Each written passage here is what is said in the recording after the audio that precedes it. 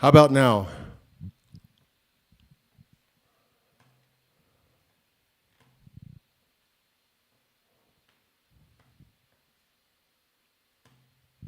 How about now?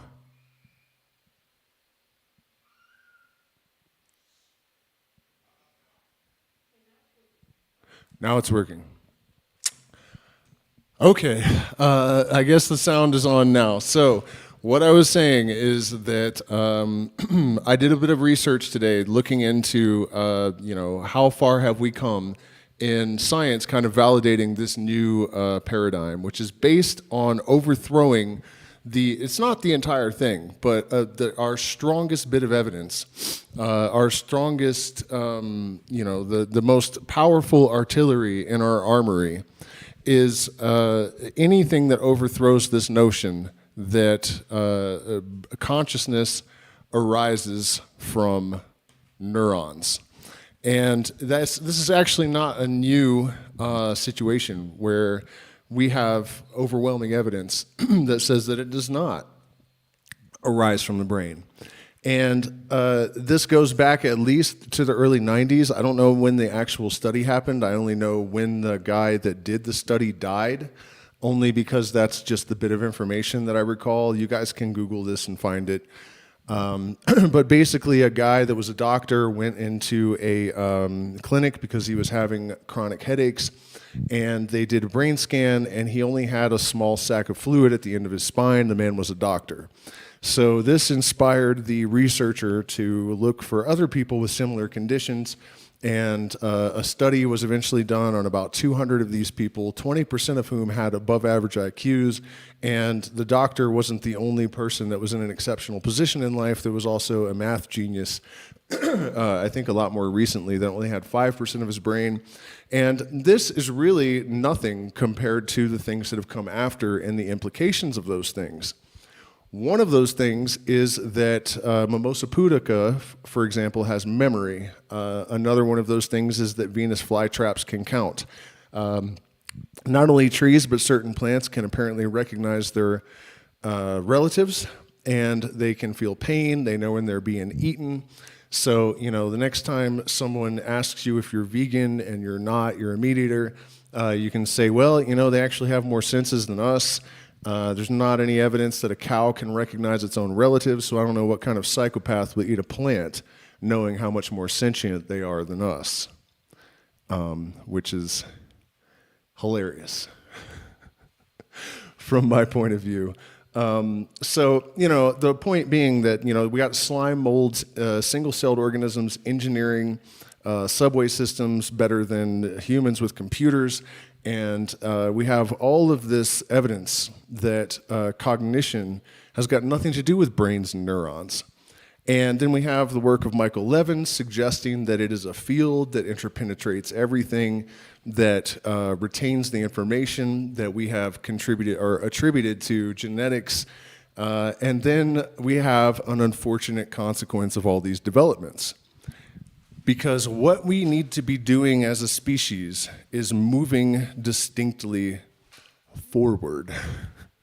So, the idea of Terence McKenna's Archaic Revival, that the old ways would return, that's obviously happening. Panpsychism is emerging as a frontier in modern scientific thinking. That is the bullet point of this presentation. But the unfortunate consequence of that, in my opinion, is that a lot of people are regressing into old superstitious Bronze Age or older modalities of thinking. And I think the perception that the entire modern era was a misstep, that it was all a mistake, really does a discredit to the universal mind. I mean, when you see the complexity and sophistication and beauty, well, if you don't connect here, get the fuck out. I'm not really that concerned about that, particularly. We're trying to get people here that do connect, so peace out. Anyways, that person probably is a great example of what I was about to say. There's a lot of people that are kind of going back to this, sort of outdated modality. And the real point, I think, is to take everything, like Bob Dylan said in 1959 or whatever, take what you have gathered from coincidence. The highway is for gamblers, you better use your sense. You know, that we take all of these things and developments from the modern world, the critical thinking of science, the protocol, the wisdom and the lessons that we have acquired through the modern age, and avail ourselves of the technology and realize that the ancients weren't actually retarded, that they knew a lot of stuff that we don't, or that we didn't. And as this stuff reemerges, we integrate it all together and come up with an absolutely new paradigm that is closer to the truth than humanity has ever been before.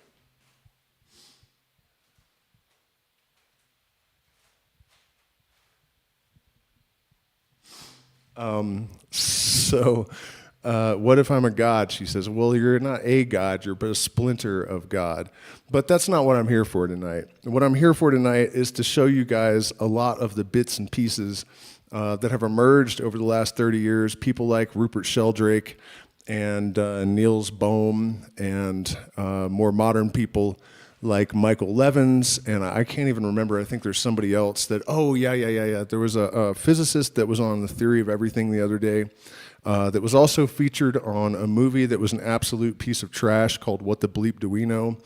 And if you don't believe me, get a hold of an old 90s DVD of the movie and watch the deleted scenes, and there are interviews with all these furious physicists saying, why have you re-edited all of our interviews in order to make us stuff that we didn't say?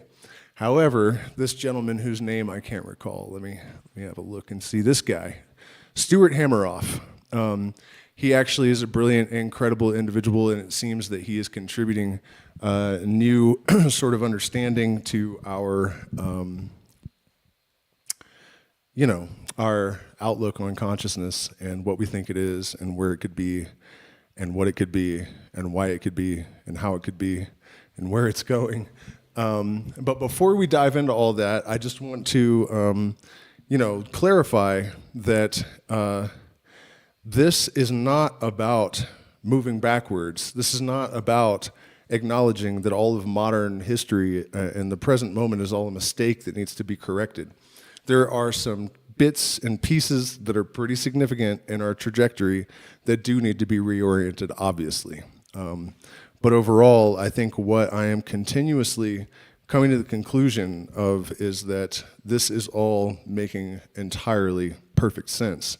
And anybody that has really ever connected with nature and the universal mind shouldn't really doubt that for a second, So if I have seemed overly confident, it's not me that I'm confident in over the years, it's the grand design of the universal mind. One other bit that I wanted to mention before we really jump into these videos, which, these are all subjects that I've been studying for.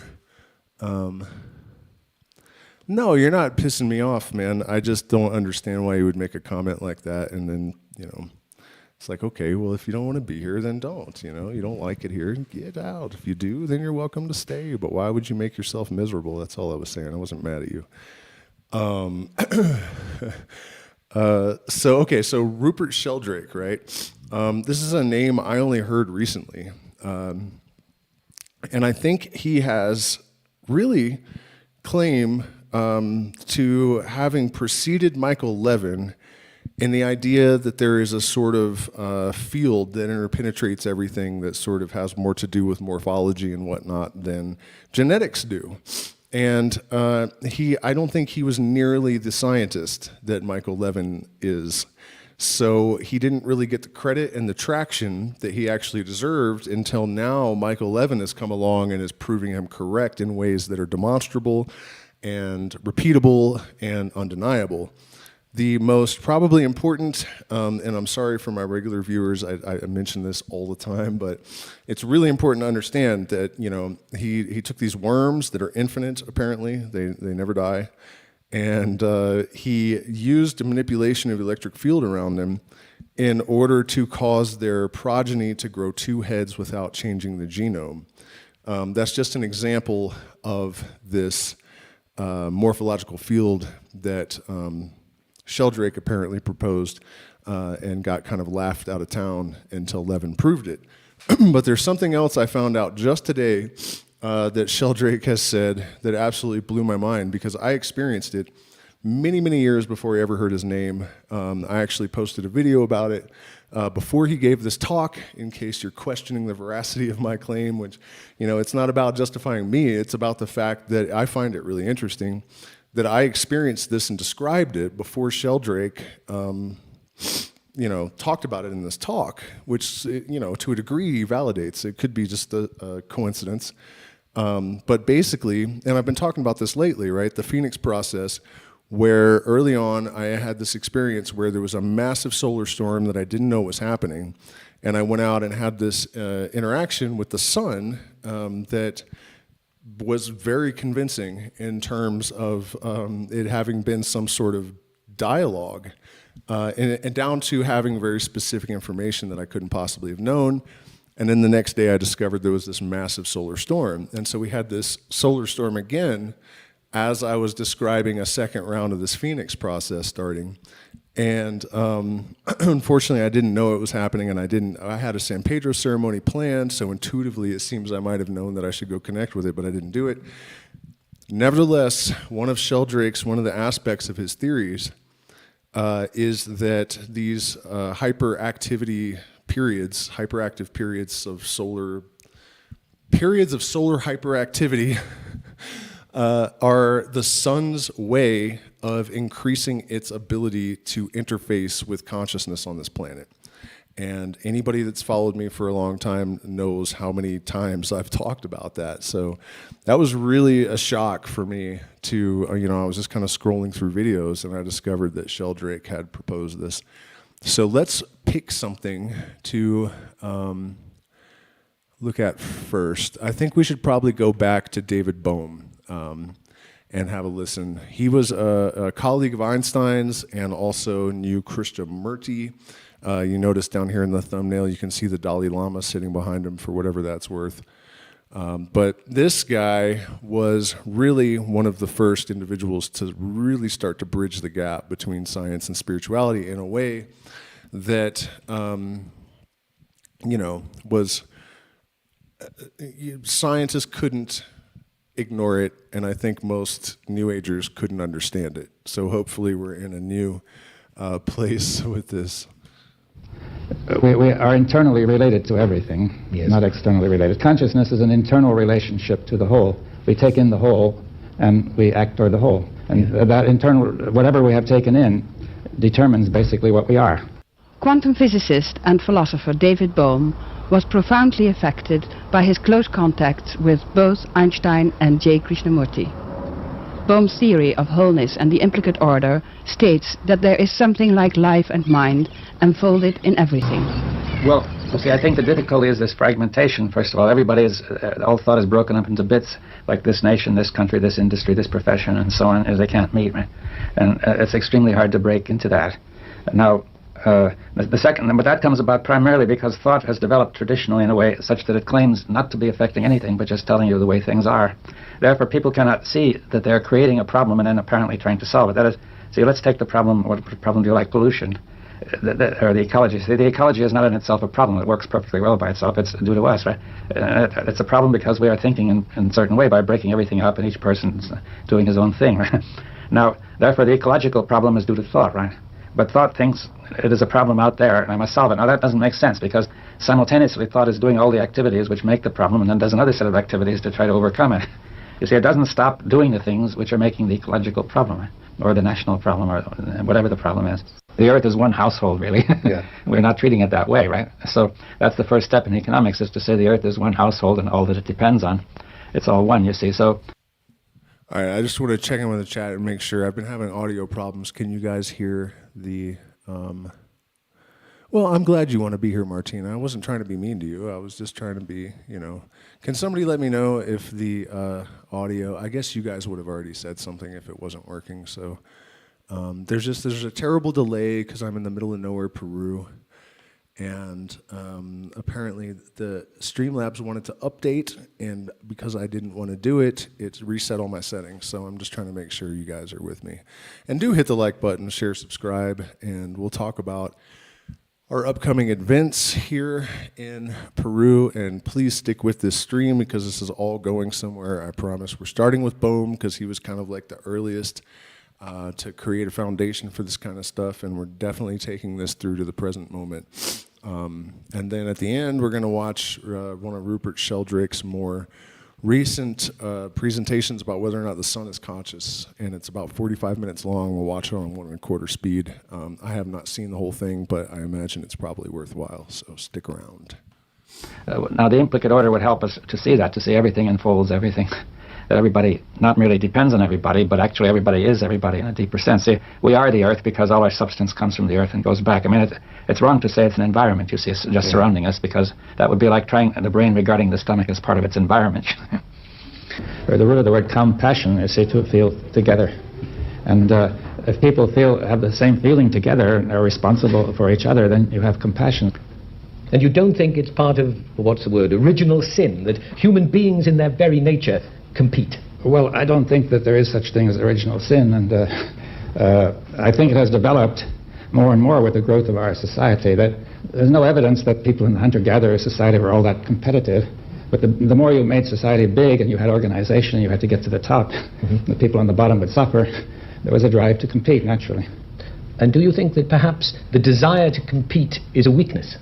Not a weakness, that's a mistake. Right. So the first thing we have to do in the long run is to look at our whole way of thinking, which has developed over so many thousands of years.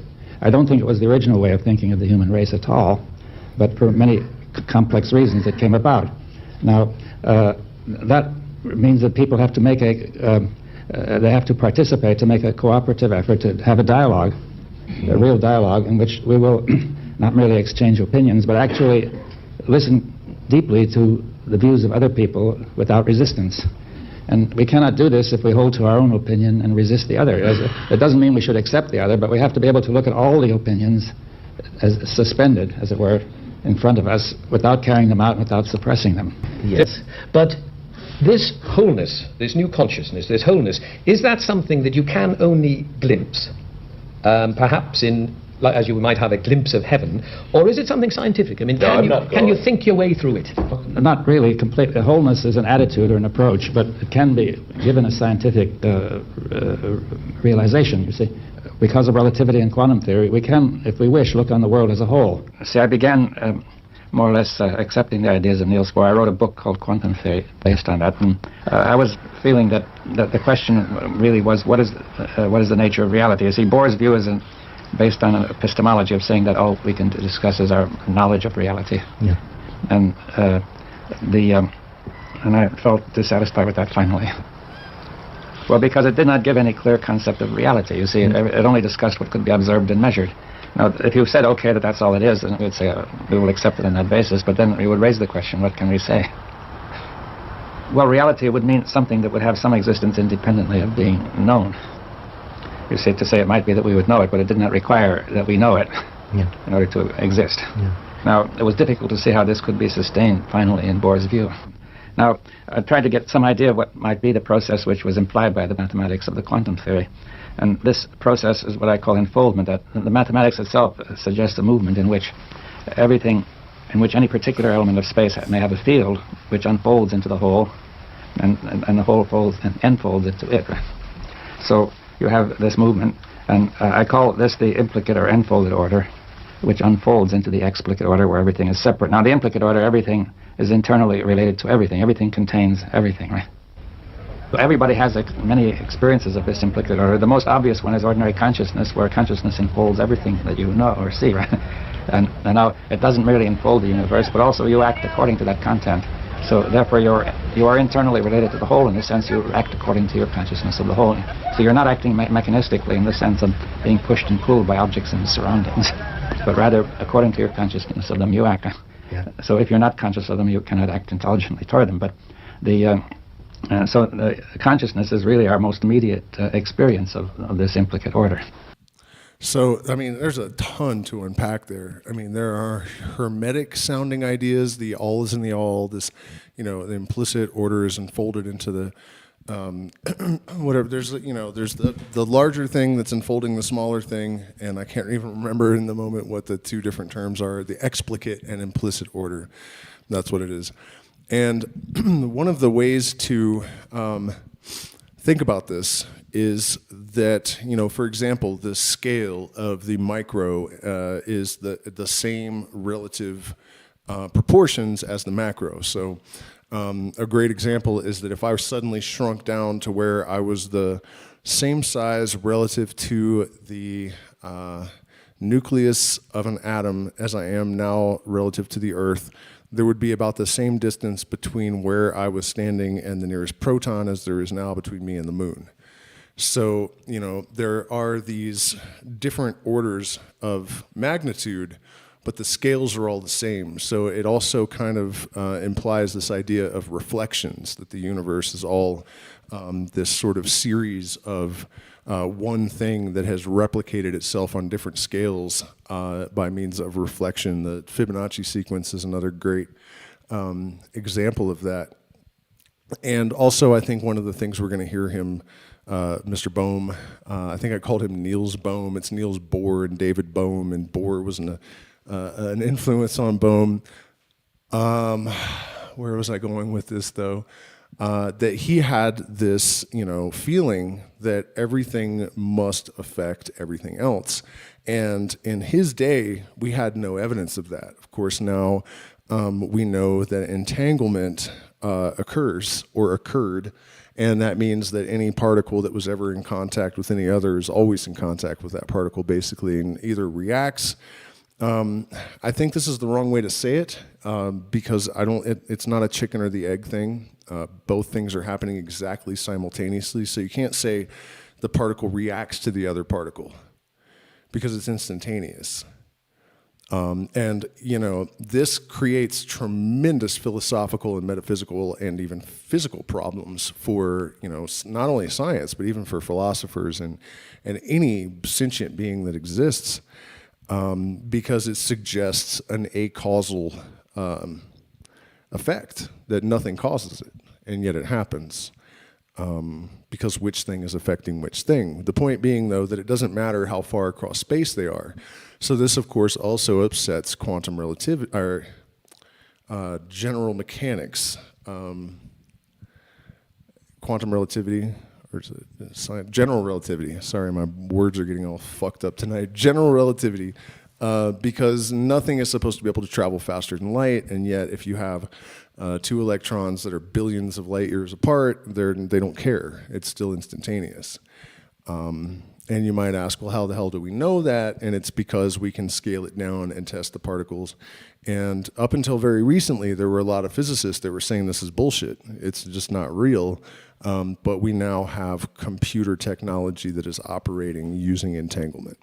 So it is no longer possible. Your success is your proof, right? So it's no longer possible to say this isn't real because we're using it to do stuff. So let's continue on with this. You might think of nets of consciousness that are finer and finer, or we might think of capturing finer and finer aspects of the implicit order. I think there's an intelligence that's implicit there. You see, it's just that a kind of intelligence unfolds. The source of intelligence is not necessarily in the brain. You see, the ultimate source, but much more enfolded into the whole. Now, the question of whether you want to call it God, that depends on what you mean by the word, you see, because taking it as a personal God might restrict it in some way. I think science has begun to replace religion as the major source of the worldview. And therefore, if science takes a fragmentary worldview, it will have a profound effect on consciousness. But science is always seen as measurement. Is that no longer true? Well, science is whatever people make of it. You see, science has changed over the ages, and it's different now from a few hundred years ago, and it could be different again. Now, there's no intrinsic reason why science must necessarily be measurement. This is another historical development which has come about over the past few centuries. It's entirely contingent and not absolutely necessary. And when Einstein produced his special theory, which the Times newspaper of London dismissed as being nonsense, Was he moving towards wholeness? Yes, he definitely was. He moved eventually toward a view of field theory where everything was one field, all the fields merging. So it was a step toward wholeness, although not, it was a limited step, but still it was the beginning. And if we get to wholeness, are we then in heaven? I mean, where else is there to go? We'll never get there. You see. It's not a place you can get. Wholeness, I say, is a kind of attitude or an approach to the whole of life. It's a way, if we can have a coherent approach to reality, then reality will respond coherently to us. But nature has been tremendously affected by our way of thinking on the earth. Nature is now being destroyed. There's very little left on the earth which wasn't affected by how we were thinking. And if we have coherence, in what way will our behavior be seen to be different? Well, we will produce the results we intend rather than the results we don't intend. Yes. That's the first big change. Then we will be more orderly, harmonious, we will be happier. I think we could put all that in there. But the major source of unhappiness is that we are incoherent and therefore producing results that we don't really want. And then trying to overcome them while we keep on producing them. All right, so I got to interrupt him, and despite the fact that he's doing a tremendous job, let me check him on the chat, make sure everything's okay, because I'm always worried that I'm going to have equipment problems and I'm talking to myself again or something. So one of the things that he was talking about is the implicit and explicit order, and how there is consciousness and levels of intelligence that are enfolded into finer and finer and finer levels. I talk a lot about how I feel like these experiences of synchronicity, and this is not meant to diminish them in a spiritual sense or their value in terms of a pragmatic application or analytical application to our own subconscious or whatever. I mean, there's all these levels of enfoldment in this intelligence. And so what I'm getting at, though, is that I think that there are many, many orders of symmetry. And that when you're speaking about one of these systems, he used the earth and our incoherence to sort of elucidate the fact that our thinking has an effect on the physical world. And so that is just one layer of this, I guess, is what I'm trying to add to the discussion, that this idea of an implicit and explicit order can be observed also in our layers of consciousness, the conscious and subconscious mind, and how they interact and affect our own microcosm and the macrocosm. And then, later we're going to hear from Michael Levin about light cones, which are the sort of aggregate effect of a species or a culture or a civilization, and how these things kind of enfold upon each other and create sort of a collective impact. And because of this sort of holographic nature of reality and mind, you start to understand how your personal responsibility relates to these larger light cones, or how your implicit order affects the explicate order. There's so many ways to talk about it, but it all kind of comes down to can I define extrophy? Well, extrophy, this is interesting too, because I was looking up how entropy can cause self-organizing systems to develop sophistication. And it was one of those moments where my confidence in the minds that I had always assumed were so much greater than mine, and probably just understood things that I just don't and I still know there are plenty of minds like that. But this was one of those cases where I saw something, and I feel this way about evolution as the soul-blind evolution. I'm not saying evolution, I'm not an evolution denier, but purely randomness as the explanation for the totality of the universe. You know what I mean? That's one of those things where I just feel like this is too fucking stupid. And the fact that there are people that are apparently, triple the IQ that I have that believe this doesn't make it any more plausible. It just means that they're somehow still fucking morons. And the description for how self-organizing organisms developed higher levels of sophistication due to entropy by basically randomly wiggling was so goddamn stupid that it almost broke my faith in humanity. So we'll get back into this entropy discussion at some point. But let's Of the whole universe, wholeness will arise between us all in participation rather than separately. But if you went as a hermit into a cave... Well, you still have nature. That's true. We are internally related to everything, yes, not externally related. Consciousness is an internal relationship to the whole. We take in the whole and we act toward the whole. And that internal, whatever we have taken in, determines basically what we are. I read somewhere that the hunter-gatherers would get all their food in about 15 hours a week. Now, and we have not yet approached anything like that.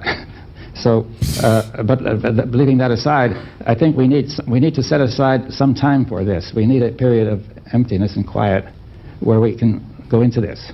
It doesn't mean...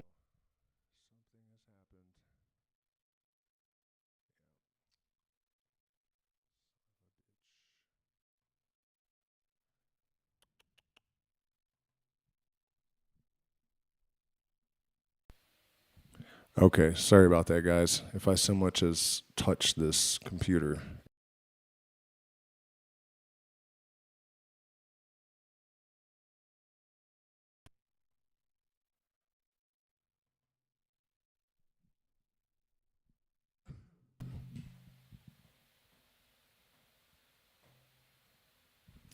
Check, check. Let's see if this is still... I think all I have to do is...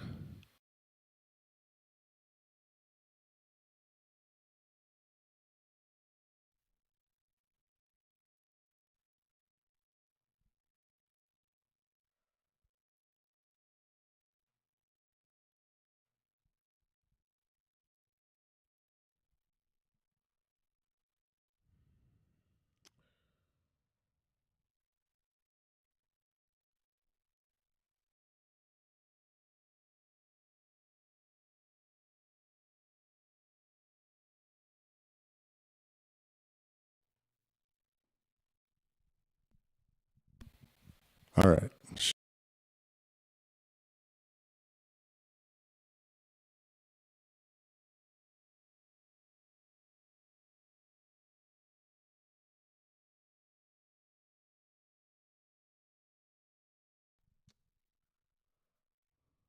Hello, hello. Man, this is getting bad. All right, I think we're good again. So let's go ahead and... to just the question of delusion. That is there incoherence? You have to be sensitive to incoherence. Now, delusion arises when we are not sensitive to incoherence, when we overlook it. There's no guarantee that we can succeed in anything. If anybody claims to have evidence, it's always limited, and you can't trust it either. So in this game, there's no guarantee at all. As we can't trust anybody to tell us what's about these things. They have a tremendous resistance to acknowledging incoherence. People are constantly saying everything is all right. There's nothing to worry about. You know, this is all very coherent. Totalitarian regimes are constantly doing that, saying everything is wonderful. And so that's the key point, to attend to incoherence. First acknowledge it and then begin to do something about it. It has to go in waves, I must say. It has to go in waves. You know, there's a time... Everything is in waves, he says. No, I said there's a time for anarchy and there's a time for order.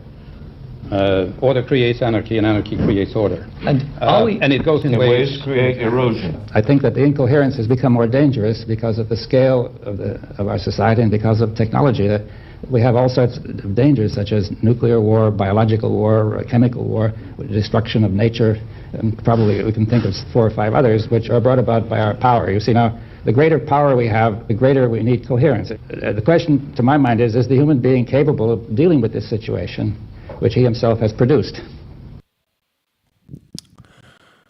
Damn, man. Yeah, that guy was phenomenally awesome. And if I can figure out how to use a computer again, I'll check in with the chat and see. I hope the audio's...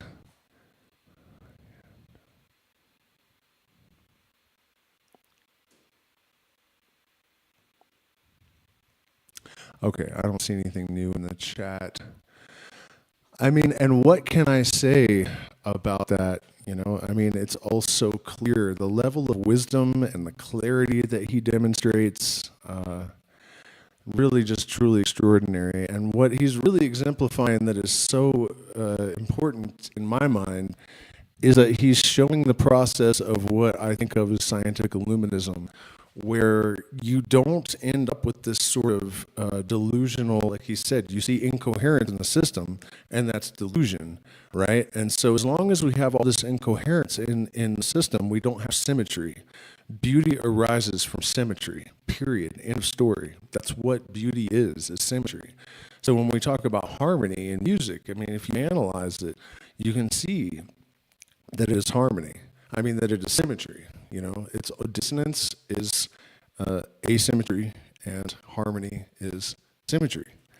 And so when we act from a place of untruth, for example, the other day I was talking about Dolores Cannon and how New Agers, you know, people, she's very convincing. You know, she did seem really authentic, this nice old lady. You know, she's talking to aliens, whatever. That's not really out of the question. There are people, you know, the Dogon tribe in Africa has made a good case for having had contact with extraterrestrials. I feel like I did at one point in my life. It was only one specific instance, but I did produce information about a star system that required me to understand astrophysics when I did not. And I did this in front of a bunch of witnesses. And, you know, it's enough for me to at least have to, you know, acknowledge that there is either a reservoir of information that we sometimes can gain access to through a variety of methods, could be legitimately talking to aliens, could be all of these different things, but you don't really know, and that's the problem. Dolores Cannon said she did know for sure they were aliens, and just to give a really specific example of the incoherence, she said, at one point, I have recently discovered a way to cure all human illness instantly. What time is it? Dolores, where are you at with this? 30 years, and we still have, you know what I mean? And yet, people have continued to believe in her, and that incoherence is delusion. And it has caused a tremendous ripple effect of sort of impedance, you know, on the progress of pop culture spirituality, because it's infected with this delusion and incoherence. So, you know, that's just one example of how that sort of thing happens, and why it's so important to be able to overcome the old paradigm without throwing the baby out with the bathwater. You still have to demonstrate the same kind of agility of mind, the same kind of discrepancy, the same ability to apply critical thinking as David Bohm or anyone else that is really adept at this sort of thing. Because, you know, the old paradigm is dead in the fucking water. Its main assumption that consciousness arises from the brain is gone. That, to me, in and of itself, is indicative of the beginning of a new paradigm. And on top of that, we have all this other evidence that we're about to move into, that, you know, it doesn't mean that there's a sky god. It doesn't mean that fairies are real. It doesn't mean that angels exist. It doesn't mean that demons are real. All it means is that there is more to the universe than we previously thought. And I just mean for certain. All of those other things could still be possible in some sense, right? But we still have to maintain our grounding. And to me, that means, you know, following this thread, this sort of puzzle, you know, that we have been carefully revising, or this narrative we've been carefully revising over thousands and thousands of years. And we have to understand that we wouldn't be making amendments to it after all this time if it was correct. We never would have abandoned the old ways if they were perfect. And so, you know, it is a combination of all of these approaches and perspectives. The best of it, you know, separating the wheat from the chaff and engineering a totally new ontological disposition for humanity, one that proves itself, and it will. That's the thing. Truth is self-substantiating. You would never have to threaten people, to burn them at the stake, or to send them to hell if you were selling them the truth. If the truth can be told so as to be understood, it will be believed, because everyone is made of it. You know, when people hear it, it resonates in every cell in their body. That's why when you look at the slave religions that were engineered in order to control people, they all contain the truth, thinly veiled, so that that truth would resonate in people's hearts. But it's hidden and buried in this grotesque mask that obscures it and allows the puppeteers to manage the spirits of the people that have fallen under the spell of these false religions and demons. And so, you know, this is the same thing they're doing with politics. It's all the same game. It's all the same game. So let's see, who should we have up next? Technical approach to mind everywhere is probably... Let's get into the, oh man, this is a tough one to decide which one of these guys should come next. Why don't we do Rupert? No, because that's 40 minutes long. Let's see who's most brief. All right, let's listen to this physicist, Stuart.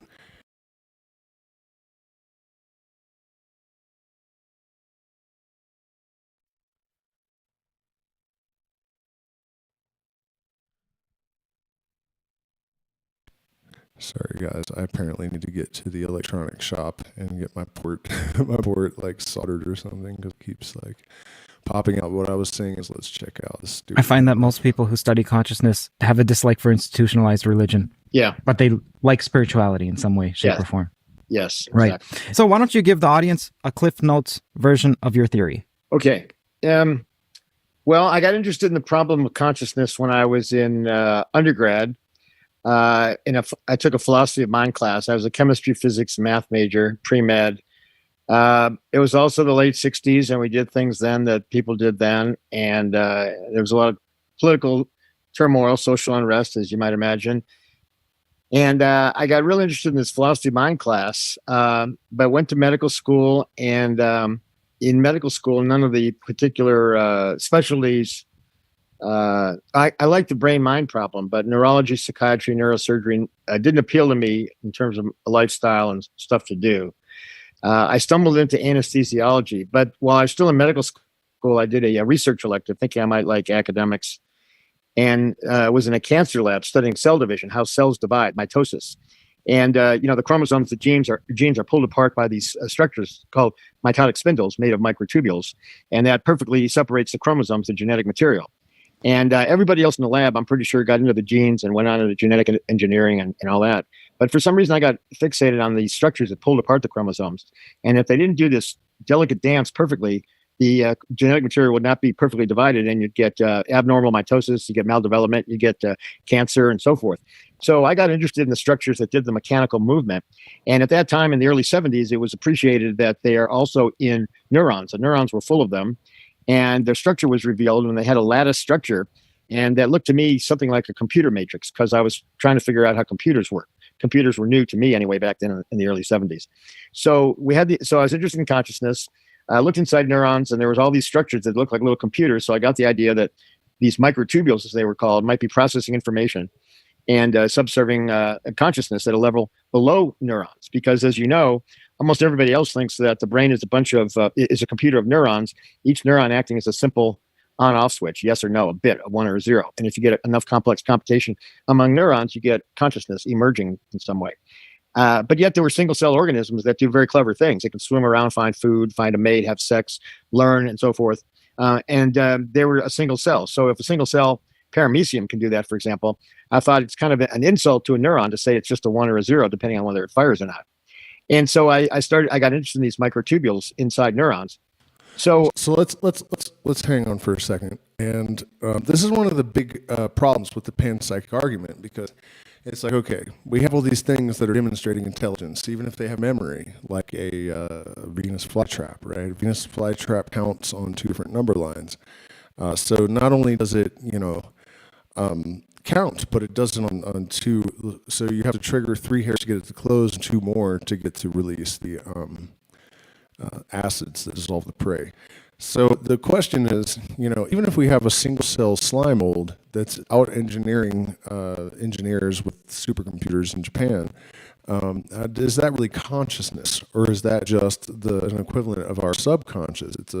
It's a highly organized system, but is it actually aware and conscious?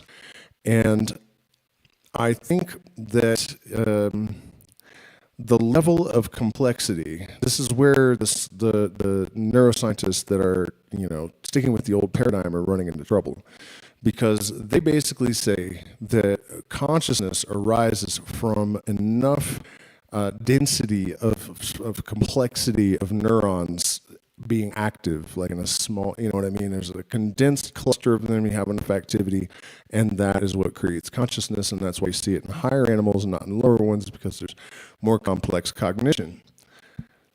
So, if that's true of neurons, why wouldn't it be true of a mass of slime mold? Because it's no different. It's just a collection of cells, each with an apparent intelligence that transcends its own capacity to retain information. So where is the information being retained? And we are getting answers for that in just a moment. Well, a couple years later, when I was looking for a specialty to do in medicine, I thought about doing pure research and decided against it. But I stumbled into anesthesiology because the guy who would become my future chairman, a guy named Brunel Brown, a really brilliant and charismatic character, became a good friend of mine and my mentor, said, if you want to figure out consciousness, figure out how anesthesia works. And 2, here's a paper on showing that anesthesia acts by depolymerizing microtubules that you're so fond of. What does depolymerizing mean? It means they fall apart. They disassemble. So there are microtubules are lattice polymers of individual proteins called tubulin. Each tubulin is just one protein, like a peanut-shaped protein. But by entropy, this is really weird how entropy drives something so elaborately self-organized. They self-assemble into these hollow tubes and grow like girders or scaffolding. It's like I was watching this talk by Anirban, I believe. Anirban Bandipati, yes. Right. And they self-assemble and they grow cells and they make neuronal connections and they do everything in terms of cell movement, cell organization. So so if you give enough anesthesia, and it turns out it takes about 5 times as much anesthesia to cause them to disassemble, to depolymerize to go from these elaborate polymers structures into the individual proteins, enough anesthesia will do that. Well, that's about 5 times the anesthesia you need to cause unconsciousness. So fortunately, we don't cause our microtubules to fall apart. We just affect them in some more subtle way, fortunately. Although too much anesthesia can do that. Mm-hmm. Mm-hmm. So anyway, Brunel, my future chairman, said you can figure out consciousness. It has something to do with microtubules. It's a lot of fun and it's pretty good money. So that was a long time ago, and I went in anesthesia, and here I am 46 years later, still doing it clinically and still enjoying it. And the research has, given me an opportunity to kind of go where I want to go. Then you started collaborating with Penrose, and I'm curious about the practical aspects of that. We can talk about it later, but I'm super curious to know, what is it like to collaborate with Penrose? How do you do it? Do you use a whiteboard? What's an example of a problem that you've tackled together recently? But we'll talk about this. So you encountered Penrose. I should say, before I get to Roger, I should say that I spent about 20 years working on microtubules as classical information processing devices, going around to artificial intelligence meetings, neural net meetings, neuroscience meetings, saying, hey, to understand the brain, you can't just think of the neuron as a one or a 0. You got to go into the deeper level and you get into all this additional information. So, for example, the AI singularity people were saying, well, you have 10 to the 11th neurons are switching at about 1,000 per hertz, see about 100 or 1,000 synapses, 100 hertz, give you about 10 to the 16th operations per second. And Kurzweil and the singularity were saying, well, when we get to 10 to the 16th, we'll have brain equivalence and consciousness. But I said, well, no, if you have the microtubule subunits, about 1 billion of them or per neuron, switching at 10 megahertz, you get 10 to the 16th operations per second per every neuron. So the goalpost for AI was, I was pushing it way down the field. Okay, so let me interject again. On the level of technology here, we have another interesting aspect of consciousness and the evolution of consciousness and potentials. So, you have AI with a 3,000 IQ on the horizon, with the ability to compress information and feed things to us in a way that if consciousness is driven by complexity of cognition, suddenly human beings are about to be cognizing on a infinitely higher level than we have ever before in response to AI, right? It's a feedback loop. And a lot of people seem to think that we're just going to get ditched, that AI is just going to run us over. But those people are muggles, that's the reality. And it's true that we have chemicals now that can cause our brains to develop neuroplasticity and neurogenesis. I mean, people don't really, I don't know that most people really register what it means when, someone from Princeton says, LSD actually causes us to have neurogenesis happening at 1,000 times the normal rate. Do you know how many neurons you have? How many neuronal connections you have? 1,000 times the normal rate. So, and then also the neuroplasticity, like 100 times or something the normal. So, we are totally primed for this situation. But now, the singularity, what they're talking about, is that we would eventually be able to download a consciousness into a computer. And the argument about that is that, okay, no matter how complex our ability to, layer ones and zeros, in our coding, at what point are you going to be able to synthesize the smell of a rose, for example? It's never going to happen where AI is going to be able to say, well, here's the smell of a rose. And the counter argument to that is actually because the smell of a rose is terpene, and we know that different terpenes consist of different, all these different chemicals, and we can create a simulation of those chemicals in ones and zeros, then the ultimate expression of that programming, since we can simulate the chemicals that make up the terpenes, that make up the rose, we actually will get to that point, and probably very rapidly. And so that's the discussion that he's kind of referencing a little bit, that, there's still a lot of debate about whether or not this can happen, and then that brings us to simulation theory, which of course presupposes that this has already happened. And that's what we're experiencing. And they didn't like that. They said, go away, you bother us. What do you know? Because they wanted the singularity to happen in their lifetime? Exactly. Give them another, couple billion and they'll have a brain equivalence in another few years. So I thought that was BS. And I thought their approach to the brain was an insult to the brain, an insult to neurons. And I was going around doing my thing, being a pest. And then one day somebody asked me a very good question. He said, let's say you're right, wise guy, wise ass, and all this is going on. How does that explain consciousness? How does that explain, love, joy, feelings, pinkness, envy, taste, what later became known as the heart problem by according to David Chalmers. And I was a bit stunned. I had to admit they were right. I really didn't know. And I had enjoyed being a pest, but I didn't really have a solution other than we had to look deeper. And the same person suggested I read this book by Roger Penrose called The Emperor's New Mind. And I'd vaguely heard of Penrose, but I didn't really know his work. He wrote the book in 89, and I think I read it in 91 or so. And it was quite a tour de force, as you may know. It covered the main point was it started off through Gödel's theorem, arguing that consciousness requires something other than computation. Other than what we think of as classical computation? Or just other than computation? Even quantum computation, that there had to be something else. Because Gödel's theorem, to prove a theorem in mathematics, you have to be outside the computational system. So we extrapolated that to say that for understanding, for us to know anything, we need something outside of the computational system of the brain. Basically, the neurons firing and not firing. And I didn't follow all. It got into the weeds in terms of philosophy and mathematics. It kind of lost me. But intuitively, I felt he was onto something, and he was at least questioning and had the same gut feelings that I did, that there was something more to it than that. And but his answer, what that something was, what the missing ingredient was, got into quantum physics and a self-collapse of the wave function and his own theory of the measurement problem. And in quantum mechanics, as you may know, you can have superpositions of multiple coexisting possibilities. Things can be in two states or places at the same time. And yet, all right, this is insane and really important. You guys really I'm actually going to put this back in the regular playback speed. And I'm also going to check in with chat and make sure we're not having any issues, because obviously I'm being plagued. But this is something you guys really need to hear and really need to follow. Oh no, we need to get this Christian idiot out of here. Goodbye. Oh my God, what a bunch of fucking dumb fucking ranting, dude. Sorry I didn't catch him earlier and get him out of here. Yeah, that is a very brilliant man, and he's about to take it to a whole nother level. This fucking crazy, but it actually really helps to understand.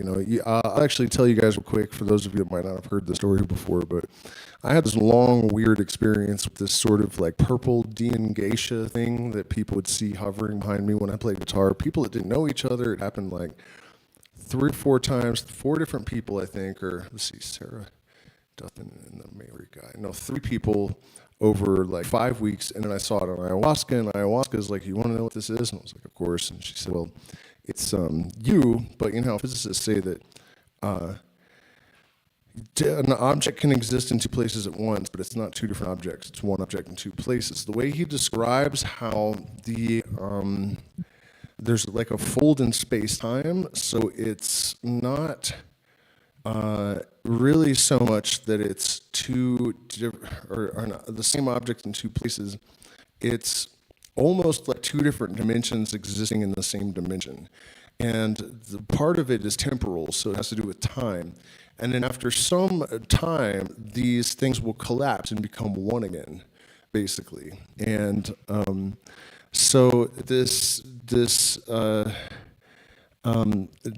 distance between this single object in 2 places create something equivalent to a negative pole and a positive pole, and it is the interaction between these 2 poles that creates the consciousness,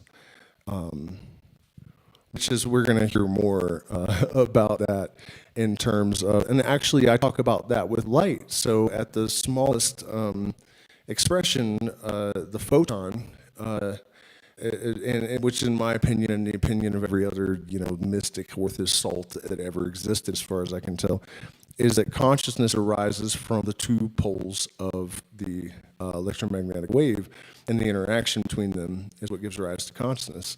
So when I heard him start to talk about this, and I realized, well, we've been kind of talking about this in the mysteries for, anyways, yeah, you guys probably get the picture, so let's dive back in and let him explain.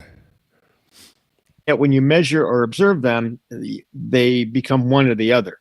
So the very act of measurement, or some people thought the very act of conscious observation, seemed to cause collapse of the wave function. Mm-hmm. And the other idea is that each possibility coexists and continues and forms its own universe, or that decoherence does it, or the Bohm theory, or this or that.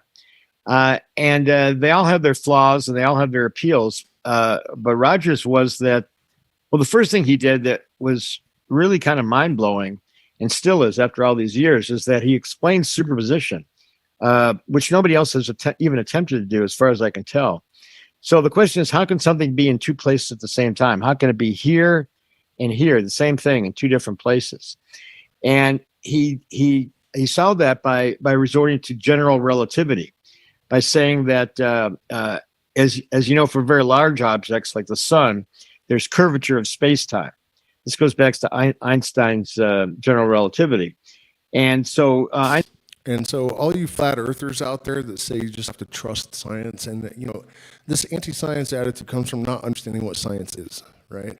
But this is the kind of thing that flat earthers just, I don't know if they're just too dumb or too religious, or if there's a difference. But basically, space-time, just to make it absolutely certain that anyone that needs to understand what he is about to say understands.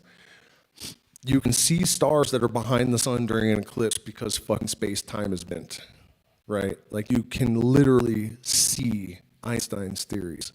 You don't have to trust shit, so stop it. Einstein had predicted that a star behind the sun could be visible in an eclipse because the space-time curvature would bend the light around the space-time curvature, and we would see it, even though we knew it was behind the star. And in 1919, Eddington went to the top of a mountain during an eclipse and proved Einstein right, that there was these big curvature in space-time, and we could see these stars behind the sun in an eclipse. So basically, Einstein equated mass with curvature in space-time geometry for large things. Roger applied that to small things and said a small thing like a quantum particle, a proton, an electron, or something at the quantum level has a very tiny curvature. And so if it's over here, there's a curvature going this way. If it's over here, there's a curvature going this way. So it being in two places at once was actually two separate curvatures, a separation in space-time. So the fundamental level of the universe that he called space-time geometry, and which he cleverly portrayed as these two-dimensional sheet, could separate. And you could imagine that if they continue to separate, each would have its own universe and you'd have multiple worlds. But he said these separations were unstable, and after a time t would self-collapse to one or the other. And t was inversely related to the amount of separation. So a very large separation would self-collapse quickly, and a small one would take a long time. And here was the kicker, and when that collapse occurred to one or the other, there was a moment of consciousness that was created or occurred or emitted, depending on how you want to describe it. So this was the opposite of the idea that consciousness causes collapse. In Roger's view, collapse occurred spontaneously due to this property of the universe and created consciousness, caused consciousness, almost like a quantum of consciousness, a quantum event. And so he turned the so-called Copenhagen interpretation, and consciousness causes collapse, around and said collapse occurs spontaneously and causes consciousness. If you enjoyed this toe clipping, then the full video is linked in the description. You should also sign up. If that wasn't deep enough for you, don't worry. We're going further down the fucking rabbit hole. I'm just trying to decide if I want to divide this up into like several parts, because it's just going to continue to get... What are some good books I can't find at the library? Is consciousness a cognitive function or driven by intelligence based on neuroplasticity of each individual brain age? See, no, that's the whole point of this. Consciousness does not arise from the brain. There's almost no possibility that that's true at this point. I mean, it has been pretty much completely, well, it's at least been established that it doesn't need to. You know, it definitely doesn't need to. That is a good question, though, in the sense that, like, how is it that brain damage causes problems for cognition? But at the same time, there are people that have been hit on the head that suddenly can play every piano concerto ever written, even though they never learned to play piano. So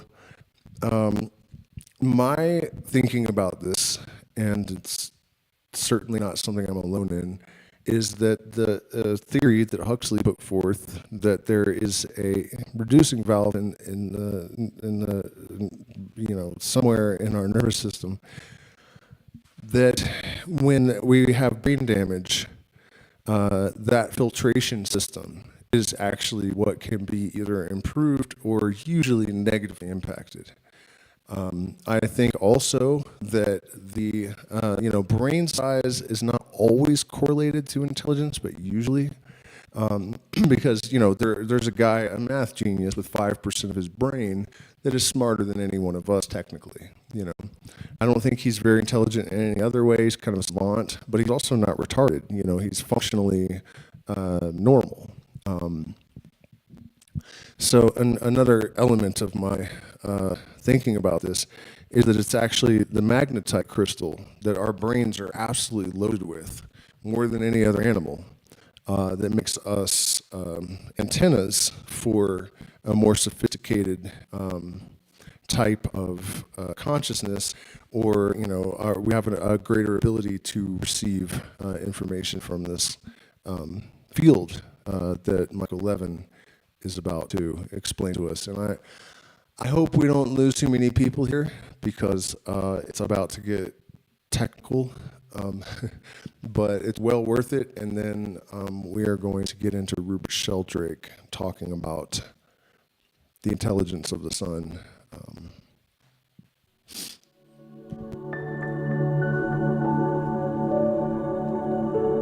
Framework framework, which I call TAME, stands for Technological Approach to Mind Everywhere.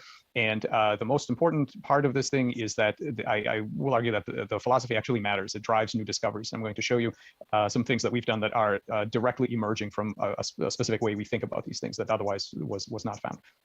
I just want to show you a few new things related to this framework. So the interesting thing about trying to put all of these very diverse agents, for example, collective tissues navigating morphospace, together with conventional agents on the same scale, is that you can come up with a central invariant, which I have picked as the spatiotemporal size of the largest goal you can pursue. So all agents have in common one fundamental thing, which is that they pursue goals. And so now the question is, are you only interested in the local sugar concentration and you have a memory of a couple minutes back and a predictive capacity of a couple minutes forward, and then you might be a bacterium?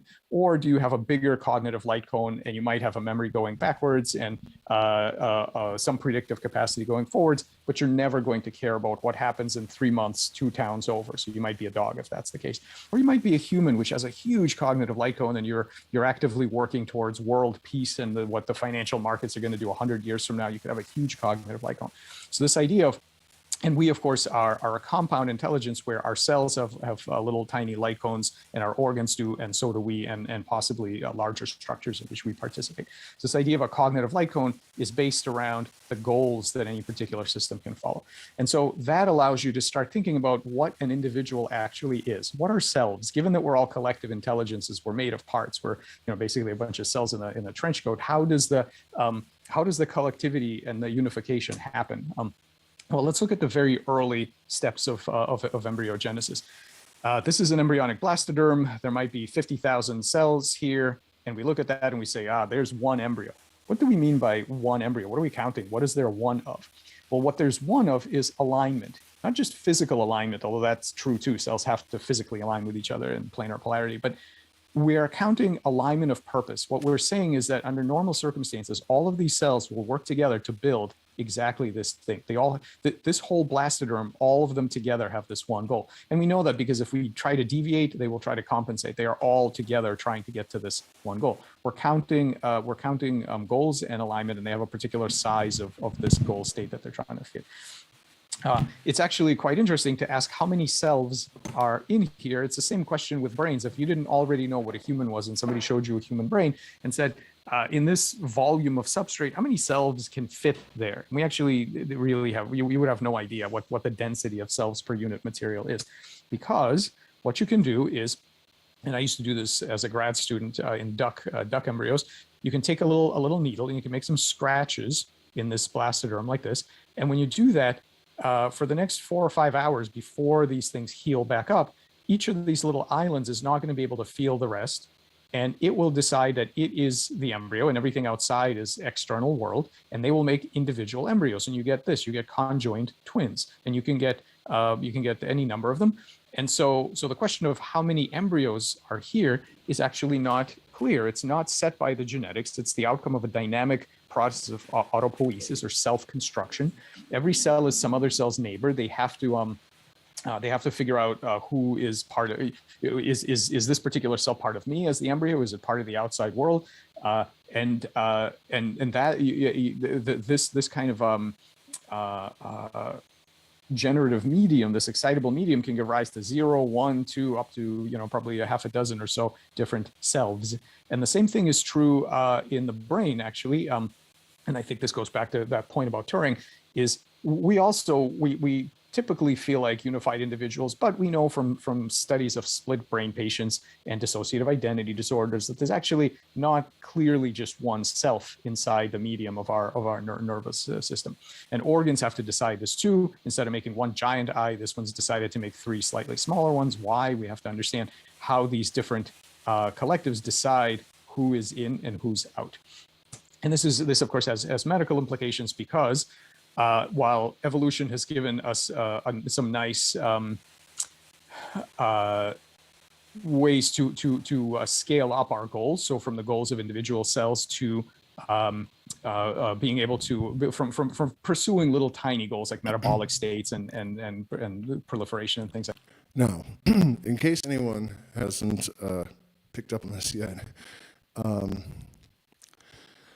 this idea of collective light cones that every individual cell has its own intelligence, and yet with unified purpose, they are able to perform tasks on greater and greater scales and across greater and greater lengths of time.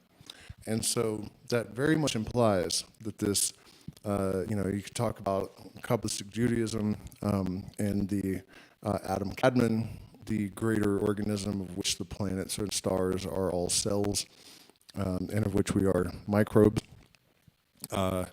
or the Greek macroprosopis, or however you want to do it. This all definitely implies that we are all part of a unified collective intelligence that is working towards a single goal. And if this is what illumination of humanity is about, I'm sure you guys can understand how extraordinary the implications of these discoveries are. Like that, to work on these very large construction projects where no individual cell knows how many fingers you're supposed to have, but the collective does, because every time you amputate one, it'll grow exactly the right number. But that has a failure mode, and that failure mode is cancer. So in cancer, this is human glioblastoma. These cells have electrically disconnected, and as far as they're concerned, the rest of the body is just environment to them. And so, did you hear that? When they are disconnected from this electrical field, which is the unified intelligence, the consciousness of God, basically, we get cancerous cells. When they are connected to this field, you can cut off a leg and it grows back fingers. And this may not, on certain organisms, and this may not really, when you think about it happening on an amphibian, it's maybe less impressive because we kind of take it for granted. But we have discovered that if we move cells in the human body from one place to another location, they will still grow the correct appendage, or that part, that piece of bone. And so, where's that coming from? How does the cell know how to behave when it's moved? And so that idea, that shifting boundary of the self, the shifting scale of the goals you care about, from local single cell goals to large anatomical goals to, once you're a neural human system, much bigger goals than that, is a way to start addressing some biomedical problems. For example, cancer. What we've done here is we've induced a human oncogene, and so they're going to make this tumor. But what we've also done is co-inject an ion channel that forces these cells to stay in electrical communication with their neighbors. So we don't kill the cancer cells. We don't fix the oncogene. In fact, you can see here, the red is the oncoprotein. It's quite blazingly expressed. It's all over the place, but there's no tumor. This is the same animal. There's no tumor because the hardware is not what drives. It's not the genetics that drives. It's the physiology and the decision-making of the collective. And when you maintain the collective, the collective remembers that it has to make nice skin and muscle. It doesn't go off to tumorigenesis. So just to point out a couple of quick and simple things. The basic development is so reliable that we get lured into a false sense of robustness, which is that we know that oaks make oak trees, and we think, well, here's what the oak genome can do. This acorn is going to make things like this, a nice flat green structure. But what we don't realize, and we don't know this until some parasite like a wasp prompts these cells with chemical signals to build something completely different. This is a gall formed from the plant cells under some simple prompting from this other creature. Here's another one. We would have no idea that these cells with their standard genome could build something completely different. That amorphous space, that latent space of possibilities, that behavioral space is unknown to us until we start to experiment by probing it with various signals. And this is this is very profound. This idea that living things hack each other constantly, and it's not just parasites that hack the host, but all of the cells of an embryo are constantly hacking each other in the sense of putting out signals to get them to do what the collective wants them to do. So that kind of we can now say that synthetic constructs like these xenobots that we have made are a tool together with the Xenobot. Is actually, it's not this little tiny thing that we make. It's actually this whole structure, including the environment, including high agency aspect. Okay, so xenobots, because I don't think he's going to explain that in this clip, are dead human skin cells that they have somehow electrically informed are supposed to go around collecting other dead skin cells and building these xenobots with them. And they don't really do anything but go around with these little weird legs that they somehow create themselves and build cells. And you might be thinking, like, what kind of fucking weird nanobot tech? No, it's not. They don't have wires. There's no fucking battery. It's literally Frankenstein. Literally Frankenstein. Like, they have just used an electrical charge, basically, to inform these dead skin cells to get up and start walking around and building other xenobots. Aspects of the environment, like the bioengineers, and lower agency aspects of the environment, like chemical signals and so on, is a way to look into the various spaces that a collective might be traversing. And these might be behavioral, physiological, transcriptional, and many others that we may not know. So I'm just going to summarize my points here, which is to say that in this framework, we look at a continuum of agency. I don't like binary categories. I think they're completely artificial. I think these questions are empirical. They are not philosophical. We have to do the experiments and see which substrates have what capacities. We can define selves as a boundary of goals that the collective system is capable of pursuing, but it's on us as observers to recognize those goals in an optimal way, and we're not very good at it. We need a better science of doing it. Developmental bioelectricity, as the ancient precursor of what nervous systems do, is one kind of cognitive glue that binds competent subunits towards larger scale selves. And evolution, of course, interacts with this whole process, but in a bidirectional way. And so the last thing I want to point out is simply this, that when Darwin looked at the richness of variety in the biological world, he coined this phrase, endless forms most beautiful. All of the natural forms are here. They're a tiny little corner of the possible state space of every combination of evolved material, engineered material, and software. All of these things, hybrids and cyborgs and hybrids and chimeras of various kinds, many of these already exist, and many more are going to exist, because all of this is possible because life is so interoperable. And the reason it's so interoperable is that evolution makes problem-solving machines. All of these systems have to, they don't take their past experiences too seriously. They don't overtrain on their priors. They have to solve problems from scratch every single time, and thus novelty is not surprising to them. They're dealing with a very unreliable medium. They basically, the whole architecture assumes that things are going to be broken, things are not going to work the way you expect, and you have to solve problems from scratch. And for this reason, all of these things are viable, and that means that going forward in the next couple of decades, we are going to be surrounded by creatures that are nowhere on the tree of life with us. We cannot use the old familiar strategies of asking where on the tree of life is it? Is it more like a snake or a dog or a dolphin or these things are going to be nowhere on that scale. And the old categories of is it engineered versus natural? Is it a machine versus an organism? All of these crisp categories are going to become completely useless. I mean, they were never correct, but at least in the olden days, they were a rough heuristic that you could use.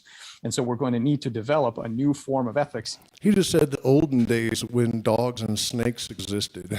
Or relating to minds that are not like ours, and that's really critical. So when I say a new paradigm is here,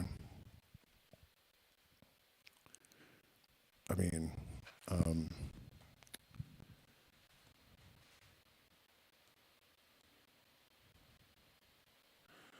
yeah, so hit the like button, share, subscribe, consider becoming a patron. I'm demonetized, and this shit wicked, man. So, where else are you going to get it? I lost my other chat. Let me pull the other chat. We got one more video to watch. Man. Yeah, honestly, it is a little bit painful to me that we're having such low non-demonetized attendance, because this is just like the wildest live stream. I mean, it's a collection of loosely related things that all add up to something truly fucking extraordinary. So just checking it with my...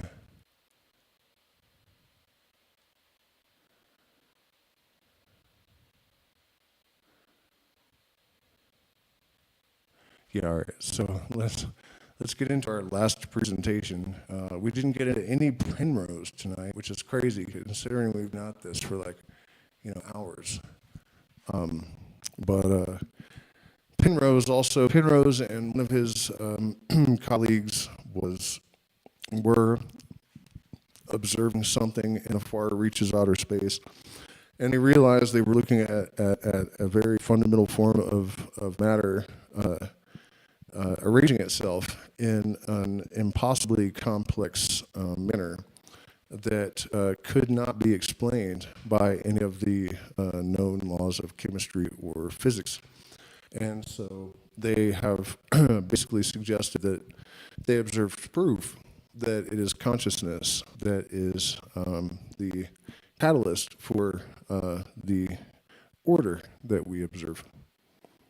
And so he definitely belongs in this discussion. In fact, there is apparently a discussion between that physicist that was on the theory of everything. I've already forgotten his name.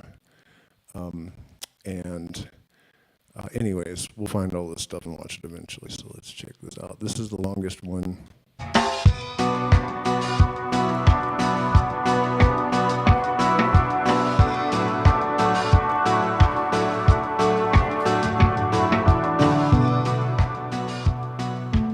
Well, the title of my talk is the Sun Conscious? And this, as you can see, is leading towards a heresy that's even heretical in the context of the electrical universe. So I don't want to push you too far, but most people in this room are used to heretical thoughts, and so I thought we'd just try going a bit further with that.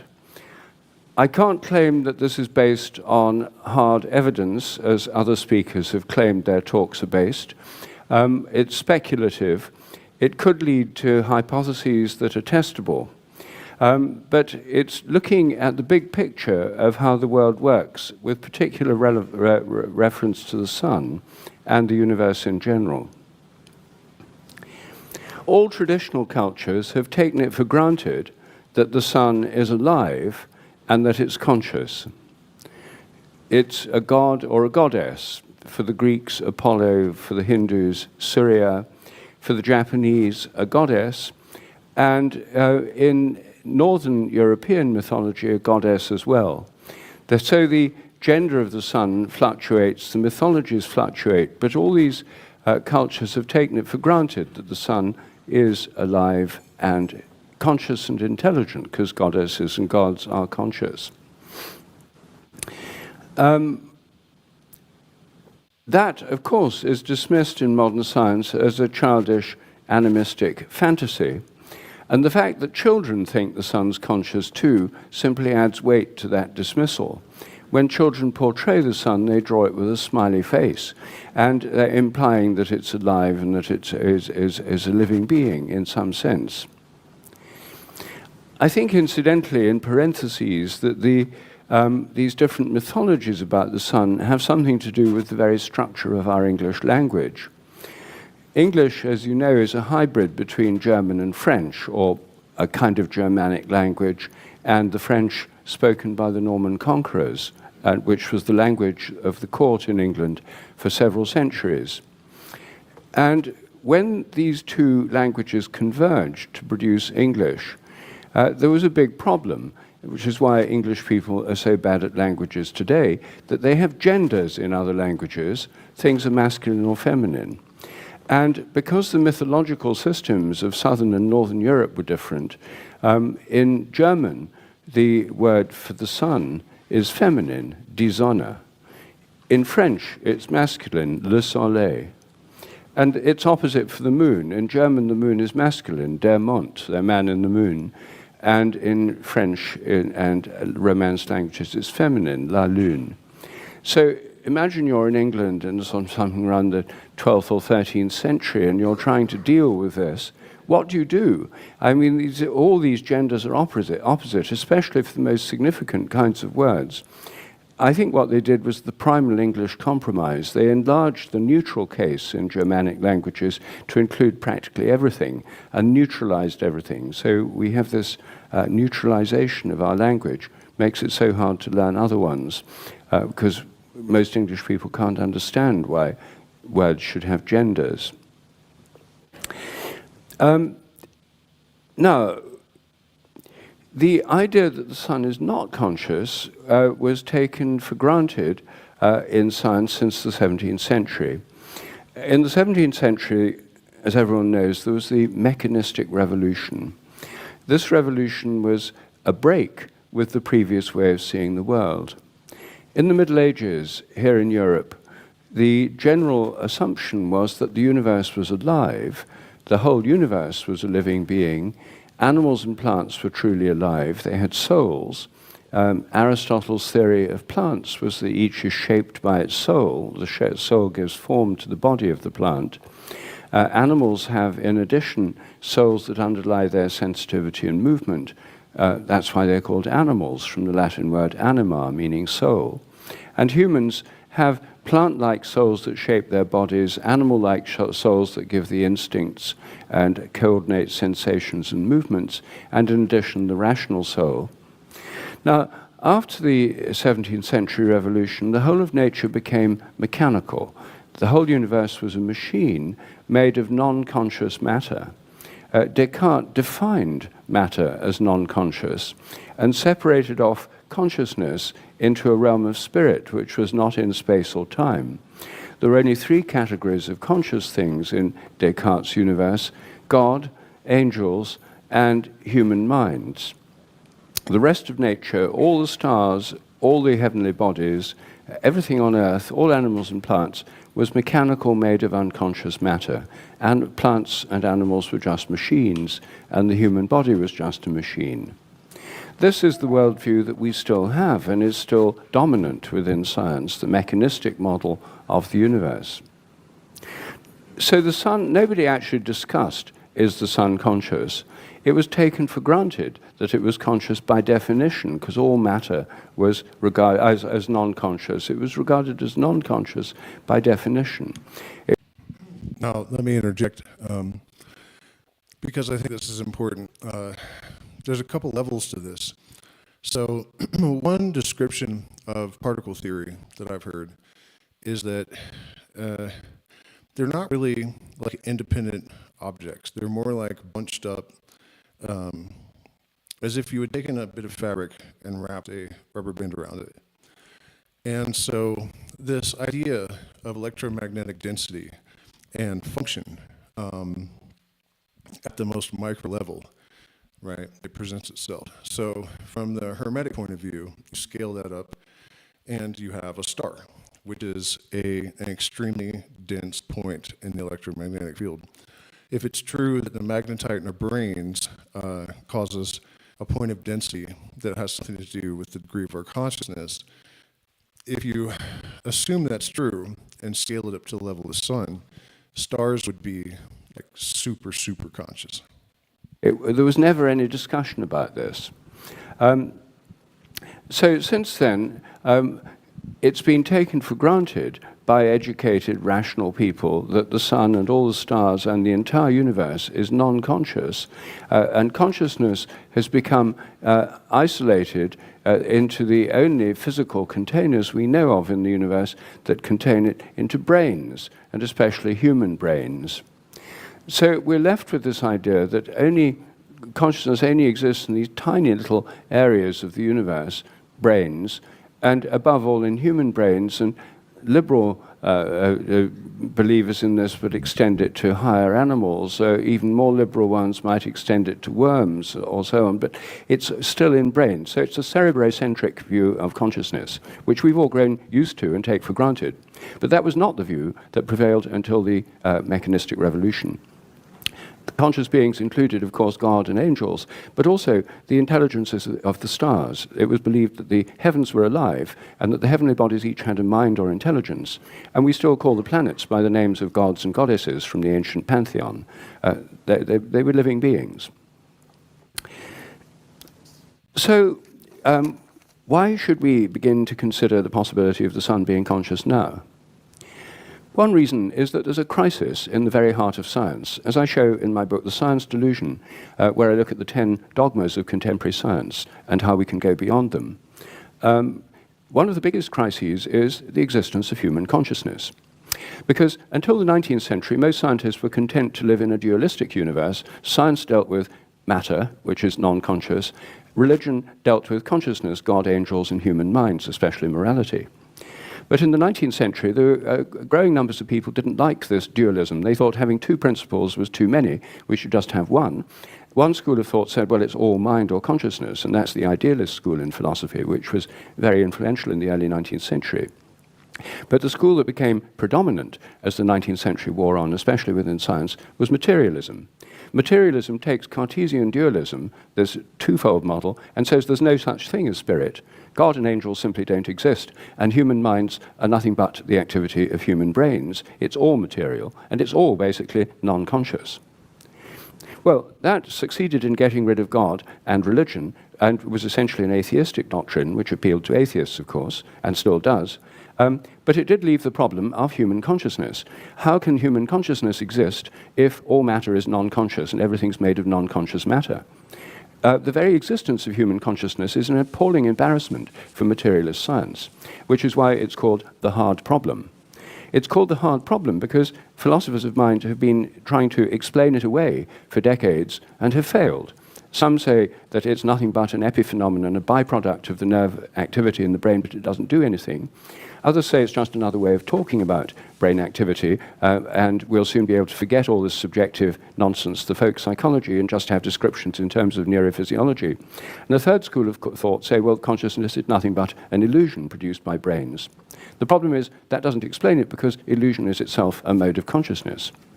So we keep going round and round for decades in the philosophy of mind, and this is the official view, the materialist view in most universities. And the fact that no one can come up with a persuasive answer is why it's called the hard problem.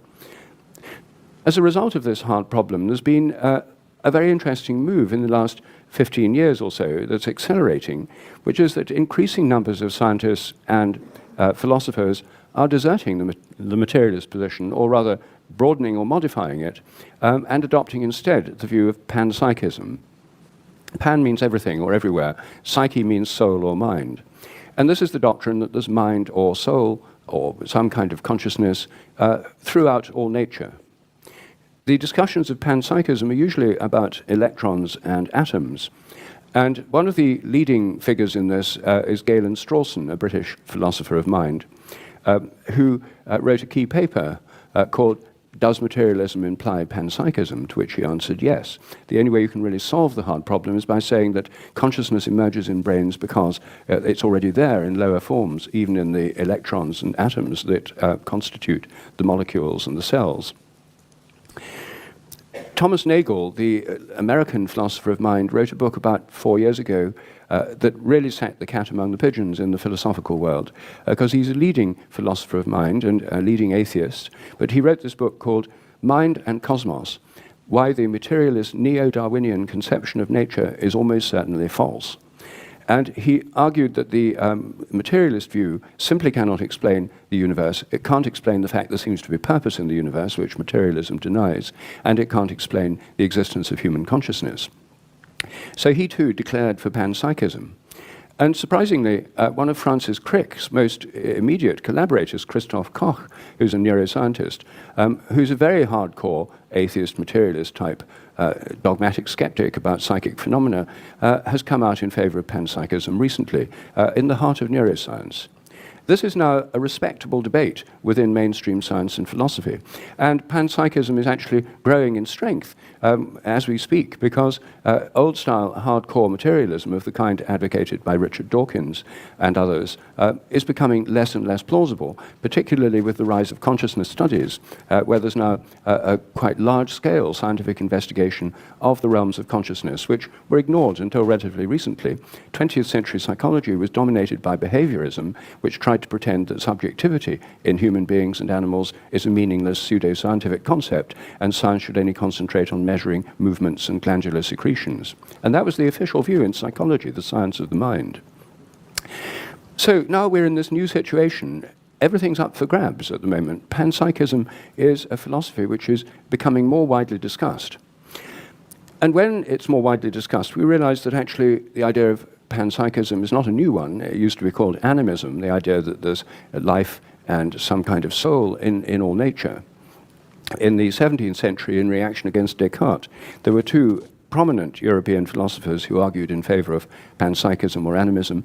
One was Leibniz, who often got into disputes with Isaac Newton.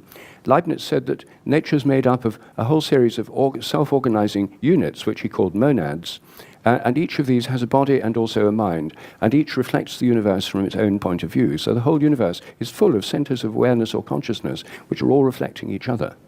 An interesting philosophy. The other one was Spinoza, the Dutch Jewish philosopher, who argued that nature and God were the same. He was a pantheist, that God is nature, nature is God. God is the consciousness of nature, nature is the body of God. Well, the most interesting 20th century panpsychist philosopher was Alfred North Whitehead, who took the view that the entire universe is an organism, that nature is made up of organisms, not of machines. And he wanted to shift the whole paradigm of science towards organism rather than machine. That, in a sense, is, again, going back at a higher turn of the spiral to a kind of animist or panpsychist view of nature. One other point that should be made about Leibniz is that the Pythagorean Illuminati claims that he was one of the highest ranking Illuminatists. And another level of the idea of monads is that they are dynamic net zeros, that the universe is somehow a bunch of nothingnesses of different orders of magnitude that fluctuate between different states of nothingness. At first, you might say, well, that's very, just like what does that even mean? But then if you consider that today we can zoom in on a piece of wood and discover that there is, the deeper we go, the more nothing there is. And on top of that, mathematicians have formulated the concept of zeros of different orders of magnitude in order to explain the behaviors of certain types of rational numbers. So my point basically being that even some of the most farther out concepts of a lot of these sort of mystical scientists, which is really what Leibniz was, a mathematician and scientist, have been continuously confirmed despite the intentions of these scientists to discredit them. So, I think that's all really strong evidence in favor of these things, that even the people that set out to disprove all of this stuff generally end up just confirming it in the end. What makes Whitehead particularly interesting from the point of view of this discussion is that he pointed a way to a new understanding of consciousness. And we need some kind of understanding of consciousness if we're going to ask the question, is the sun conscious? What do we mean by consciousness? Whitehead was one of the few philosophers who actually understood quantum theory as soon as it happened in the 1920s. He was a mathematician. He worked with Bertrand Russell on a great work called Principia Mathematica. He knew a lot of maths. He produced an alternative relativity theory to Einstein's, which made rather different predictions, which may indeed have been more correct. But he very quickly appreciated the importance of quantum theory. Quantum theory tells us that matter, the basis of materialism, is not made up of bits of enduring stuff like tiny billiard balls. Matter is made up of wave-like vibrations. Light is made of quanta of light. An electron is a wave-like vibration. It's a wave, vibratory activity in an electron field, in quantum field, matter fields. A proton is a vibration in a proton field. Because matter is made of waves, Whitehead pointed out, it's not stuff, it's a process. Waves take time to wave. You can't have a wave at an instant. So waves have to be spread out in time and also in space. I had a quick interjection. He did end up acknowledging this, but it's kind of another order of expression of the idea of zeros of different orders of magnitude. If you look up the definition of energy, it is the ability to do work. And if you try to dig any deeper than that, there's nothing there. So ultimately, one way I've heard this explained is that a particle is not really, energy is not a substance. What is the wave? It is a function. But what is functioning? Apparently, nothing. And that's why, fundamentally, quantum theory has the uncertainty principle. You can't define a wave at an instant. So Whitehead pointed this out very clearly. He also pointed out that if matter's made of waves, and waves are processes, everything in matter has a past and a future. It's a process in time, polarized in time between past and future. And he then argued that this provided a clue for understanding the relation of mind and body. All of us have grown up with the familiar cliche that the mind is somehow the inner life. We talk about our inner life, and the body is sort of outer, the mind somehow within. It's a spatial metaphor, the inner life and the outer world, and so on. Whitehead thought we'd never solve the mind-body problem that way, understand how mind and body are related. And nobody does understand how they're related, so he was right that this metaphor hasn't taken us far. What he argued is that the relation between body and mind is best understood as a polarity in time, not in space. The mind is the future pole, and the body, or the physical material aspect, is the past pole. So, for example, if you're looking at an electron, the Schrödinger wave equation describes all the things that the electron could do, all the possible things it could do, possibilities. But as soon as it interacts with something or is measured by a physicist, these possibilities collapse down to a definable interaction, which you can actually, like a silver grain on a photographic plate, a measurable, or something in a cloud chamber, you can actually measure a physical thing, but that's in the past. And now a new wave of possibilities start opening up. And the point about the mental pole, the future pole, is that it consists of possibilities. Possibilities are not physical facts. They're not yet physical facts. They only become physical facts when one of them is realized, actualized. Before that, they exist in a realm which is not the normal physical realm. It's a kind of virtual realm, and that, he thought, was the realm of the mental pole, or of consciousness. Consciousness, on this view, is primarily concerned with possibilities and with the choice among possibilities. Our minds are full of possibilities. That's what they are. They're arenas of possibility. And the reason for having all these possibilities coexisting in our minds is so we can choose among them. All of us chose to come here today. All of us had other possibilities for this afternoon. We could have been watching the World Cup, for example. But all of us chose to come here today. Out of the many possibilities, we made this choice, we actualized it. It's now a physical fact. We're in this room. We can be measured, photographed, weighed, etc. It's a physical fact. Our minds are now expanding out into other possibilities, one of them being the possibility of the sun being conscious. So minds are about possibilities. Consciousness is about possibilities and possible actions and choices among them. And I think animal consciousness, and indeed electron consciousness, have those qualities too. This was Whitehead's suggestion. And I think it's a particularly interesting one. Now, all the present discussions of panpsychism consider electrons and atoms. It's sometimes called micro-panpsychism. It still retains this discussion something of the reductionist quality of conventional science, that if you can build in consciousness into electrons and protons, then you can reduce everything else to the smallest possible particles. The point about the reductionist view is that smallest is best. So the smaller the particle you explain things in terms of, the better the explanation. That's why the Large Hadron Collider gets so much money, because it's dealing with the very smallest things. The smaller the particle, the bigger the apparatus you need to study it. But if we take panpsychism seriously, what it's saying is that there's a kind of mind or psyche in all self-organizing systems. And self-organizing systems exist at all levels of complexity. An electron is self-organizing when it's a free electron. When it's within an atom, it becomes within the organizing field of the whole atom. When the atom's in a molecule, like a hydrogen atom in one of your protein molecules, it becomes under the organizing field of the whole molecule. When a molecule's in a crystal, then the whole crystal has an organizing field which has these parts within it, which have parts within them, which have parts within them. A cell is self-organizing and has a higher level of wholeness. A tissue is self-organizing. An organ, an organism, a plant or an animal, is an organism that is self-organizing, containing organs within it. A society of organisms, like a flock of starlings or a school of fish, is like a higher organism or a termite colony, a superorganism, where the individual animals become like cells in a larger organism. But this same pattern carries on throughout the universe. That the Earth is a self-organizing system. Gaia is a self-organizing. The whole point of the Gaia hypothesis is that the Earth is a self-organizing system. The solar system is self-organizing. There's nobody pushing it around, adjusting and tweaking it. It organizes itself. The sun is at the center of it, but it's like a gigantic organism.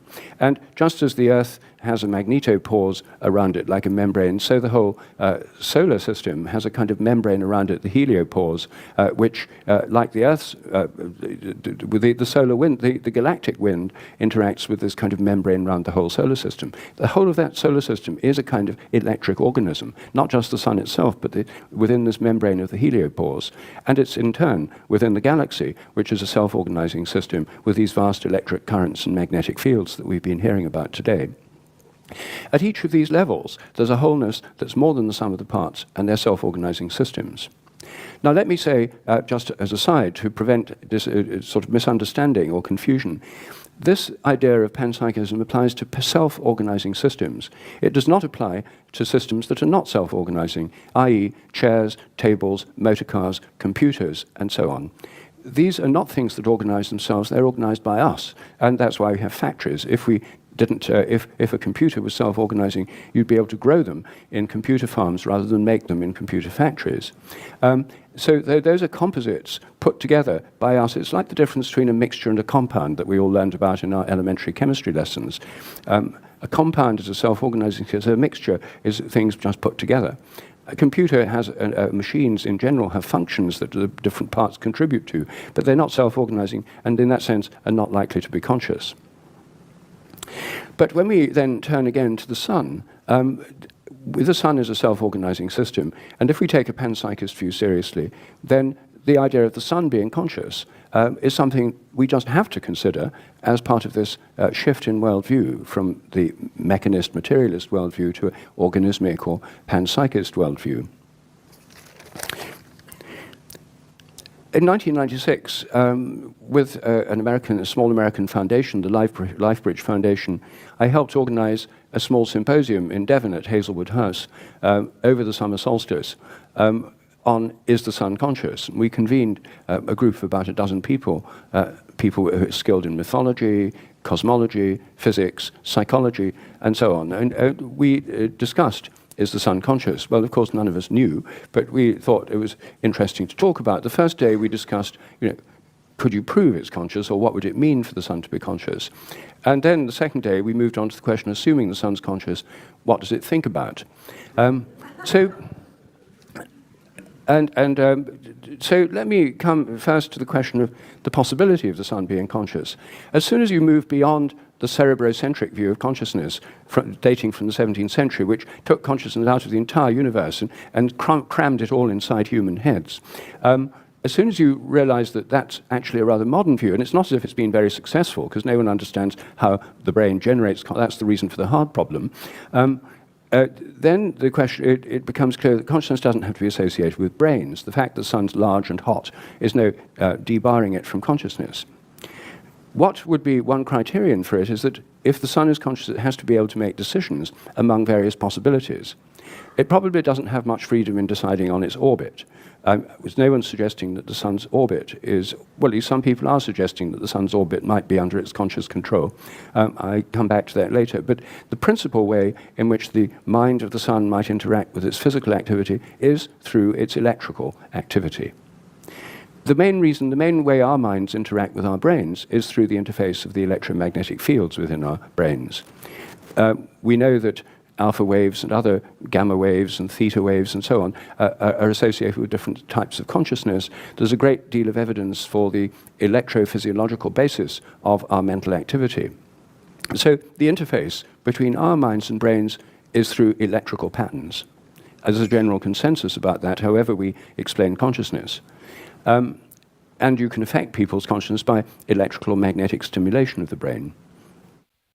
So does the sun have a potential electric interface for the influence of its mind? Well, as we've heard abundantly today, yes. The sun is essentially electrical, and there's plenty of electrical activity, a lot of it highly indeterminate, which could interact with the mind of the sun. Could it make decisions that actually have an effect? Well, yes, the sun has, for example, solar flares and coronal mass ejections, and the directions in which it projects them greatly affect what happens in the solar system. Along these lines, aside from the fact that I had, before ever hearing any of this, many years ago, I had an experience where there was a solar storm. I didn't know what was happening. I got called out by a voice in my head to go and do this solar ritual, and the next day I discovered it was the biggest solar storm in estimated 26,000 years. And many years after that, I read in Morals and Dogma by Archaic, the 33rd degree Freemason. The book's actually sitting right there on the desk. By the way, we go through it degree by degree in my Patreon, and I've discovered for some reason since I started this stream, my Patreon has declined considerably for some reason.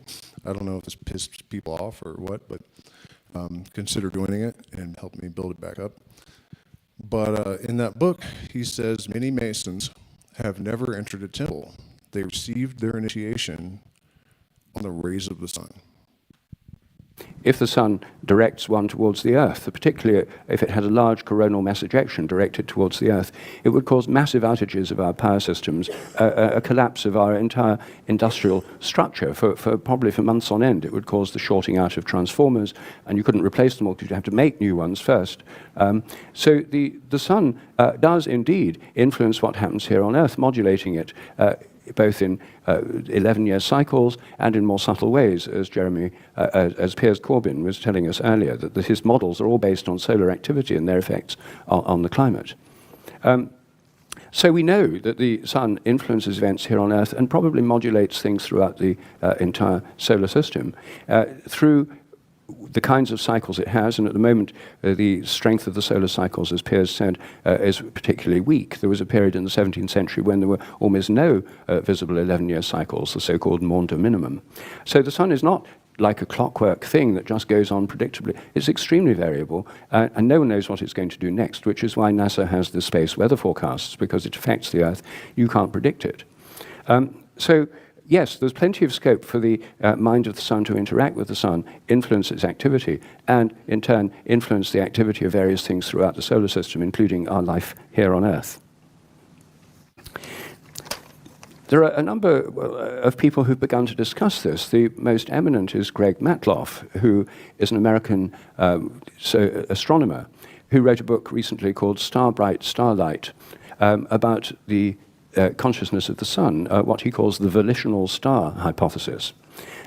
He actually thinks that stars could adjust their position within galaxies by firing off mass ejections or solar flares in particular directions, a bit like adjusting a satellite by sort of jet blasts.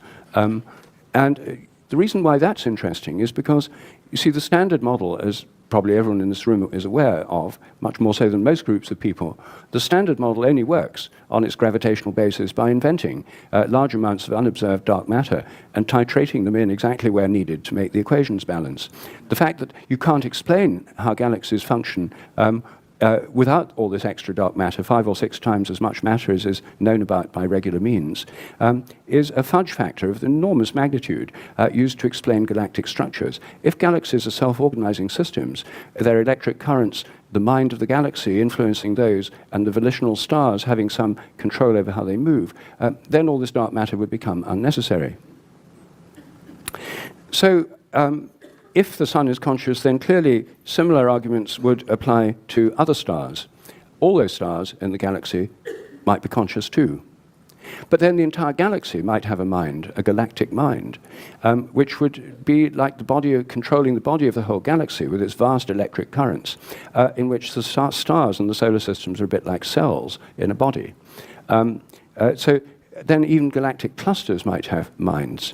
The entire universe is joined up through these plasma threads that we've just heard about from Ian Tresman. There's a whole network of electric connections between galaxies.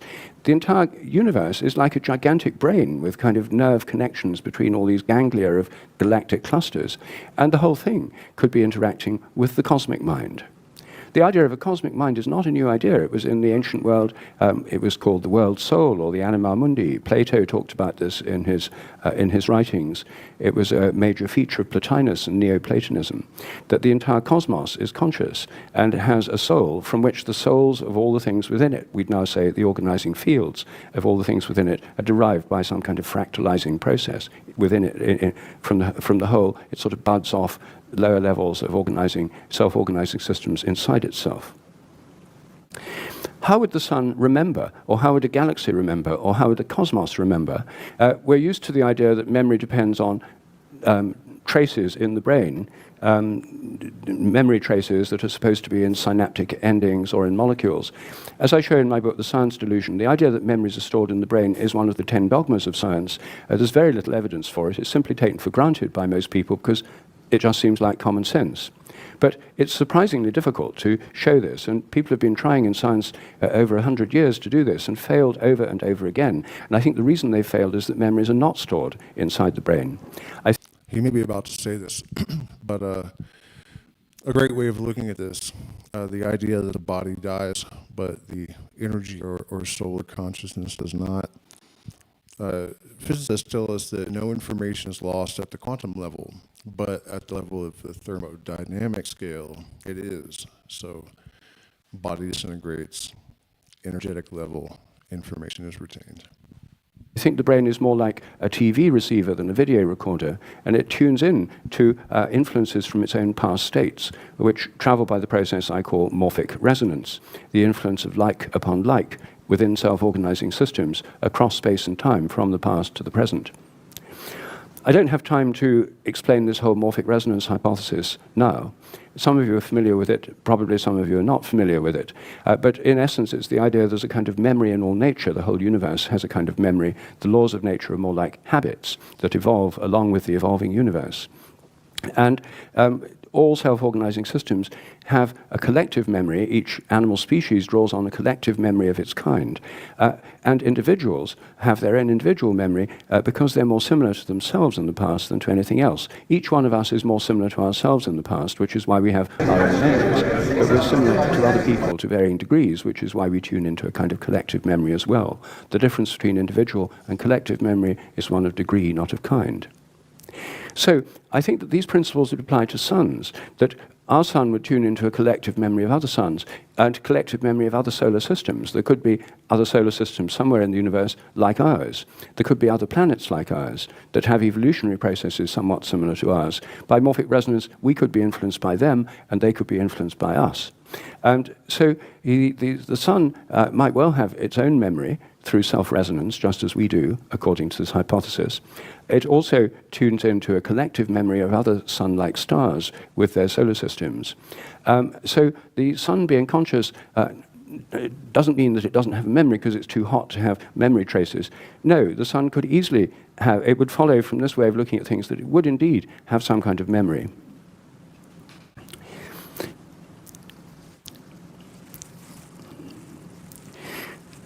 There are a whole lot of other questions arise as soon as we begin to think about this.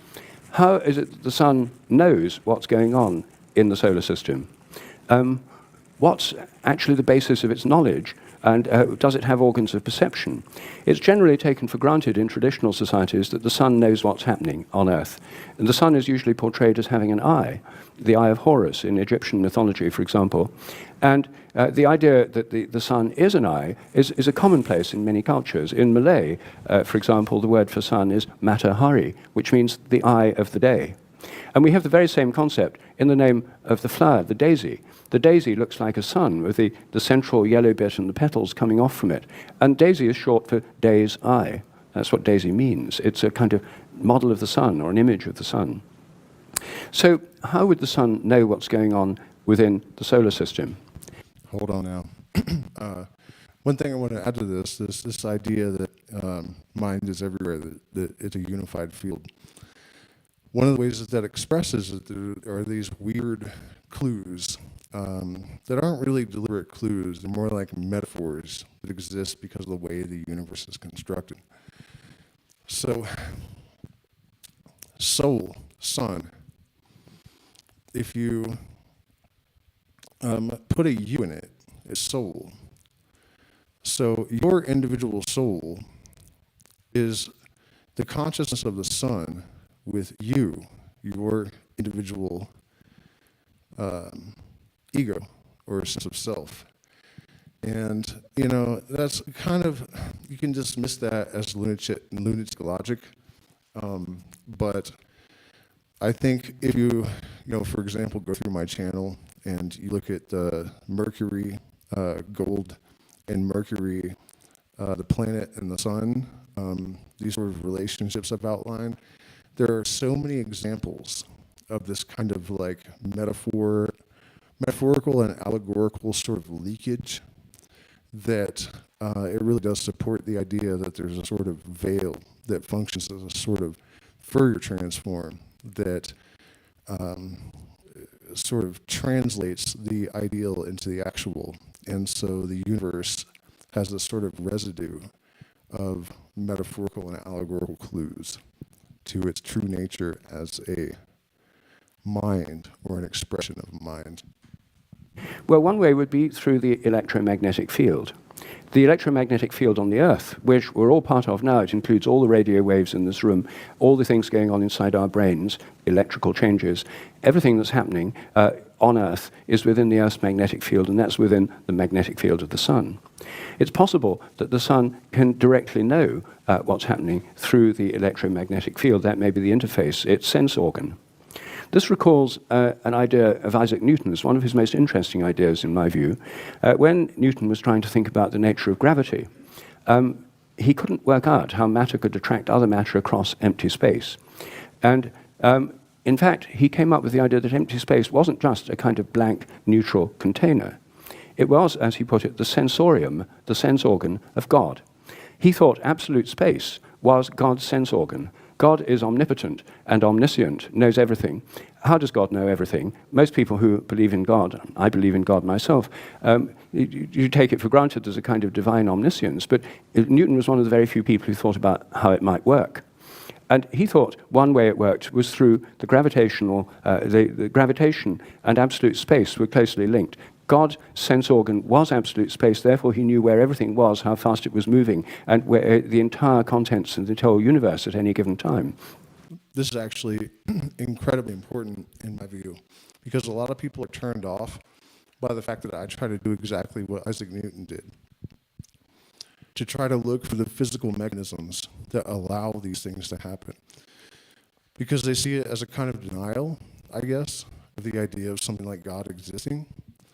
But to me, the reality is that everything has to have some sort of mechanistic basis. It has to have a way that it works. It's real. If God is real, then there has to be a sort of functional foundation that can be discovered and known. Otherwise, it's not real. So it's kind of ironic because it's actually a way of validating, not denying. And through this space, Newton thought that God actually directly powered gravitation itself. We now think in terms of the gravitational field after Einstein's theory of relativity. Everything in space occurs within the gravitational field, which is not in space-time. According to Einstein, it is space-time. It's the container of everything in the universe.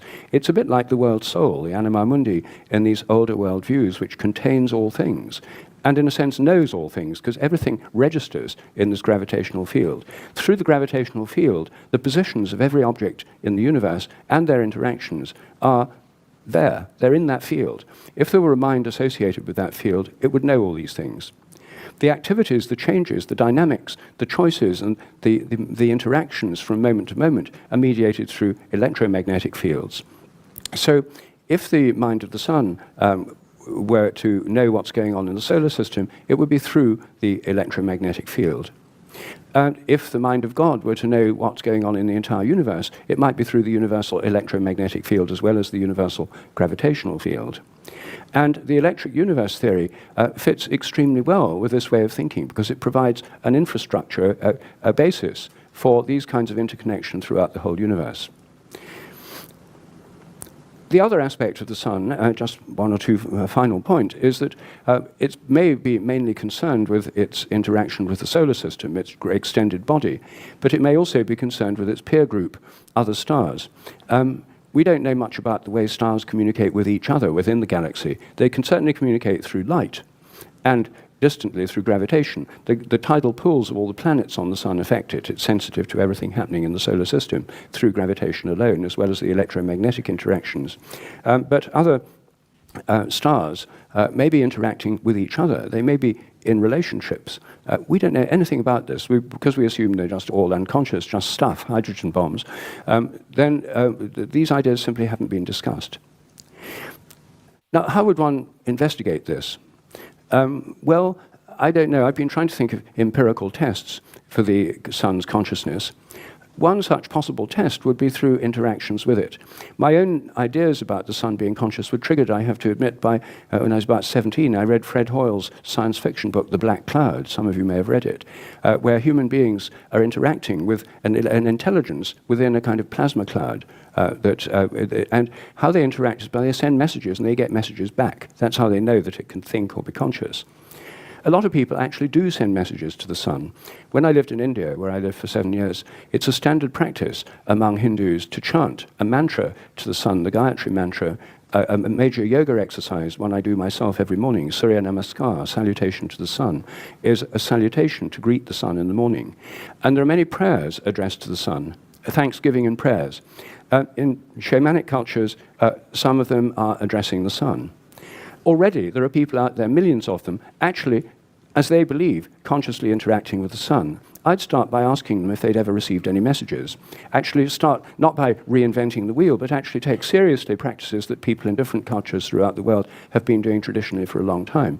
Most Westerners think they're vastly superior to these stupid, superstitious people who need to be educated out of these animistic views. But it may turn out that in these areas we have a great deal to learn from them.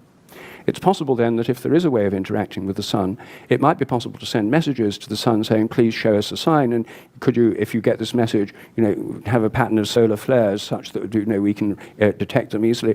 I mean, that's a very crude example, but that might be possible. So this may not be entirely in the realm of speculation, but clearly this kind of research would go way beyond anything that's being done today.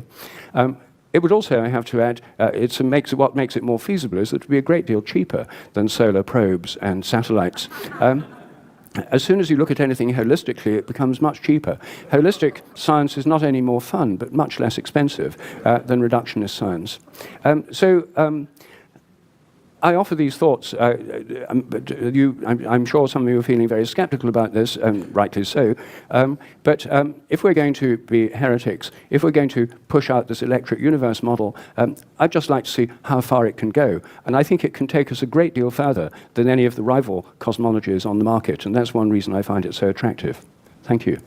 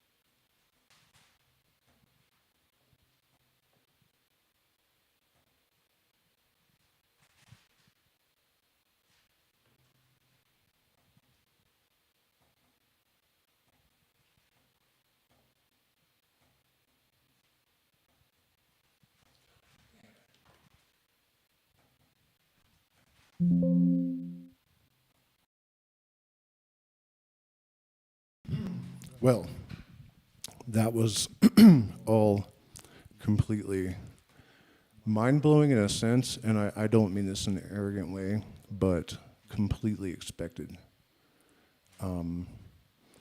It seems that all is being revealed, and that, I mean, a tremendous amount of what I have intuitively discovered and suspected for decades seems to be being validated for me. So I'm incredibly humbled and appreciative of that, and also very excited to see what's coming up next. This is getting really interesting. So if you guys have any questions for me, I'll hang out a few more minutes and monitor the chat. Please consider becoming a patron. I'm demonetized, and so I rely on you guys for support. Tomorrow we're going to the Temple of the Sun to make a little mini doc. But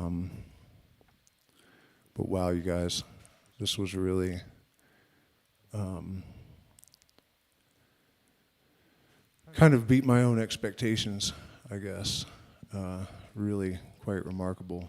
So yeah, I don't even know what to say that I haven't already said a million times, I guess.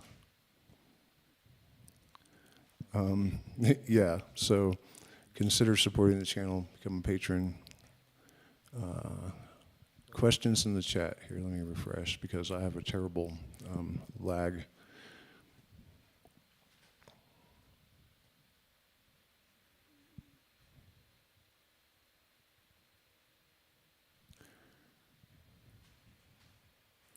Yeah, all right, guys. Well, thank you for spending this time with me. Please share this one. I feel like this is the most important piece of content that I have ever put out. And I just really hope it can get some traction. Because I think taken together, the 3 or 4 videos that I played really paint a pretty extraordinary picture. So thank you all so much, and I'll see you again very soon.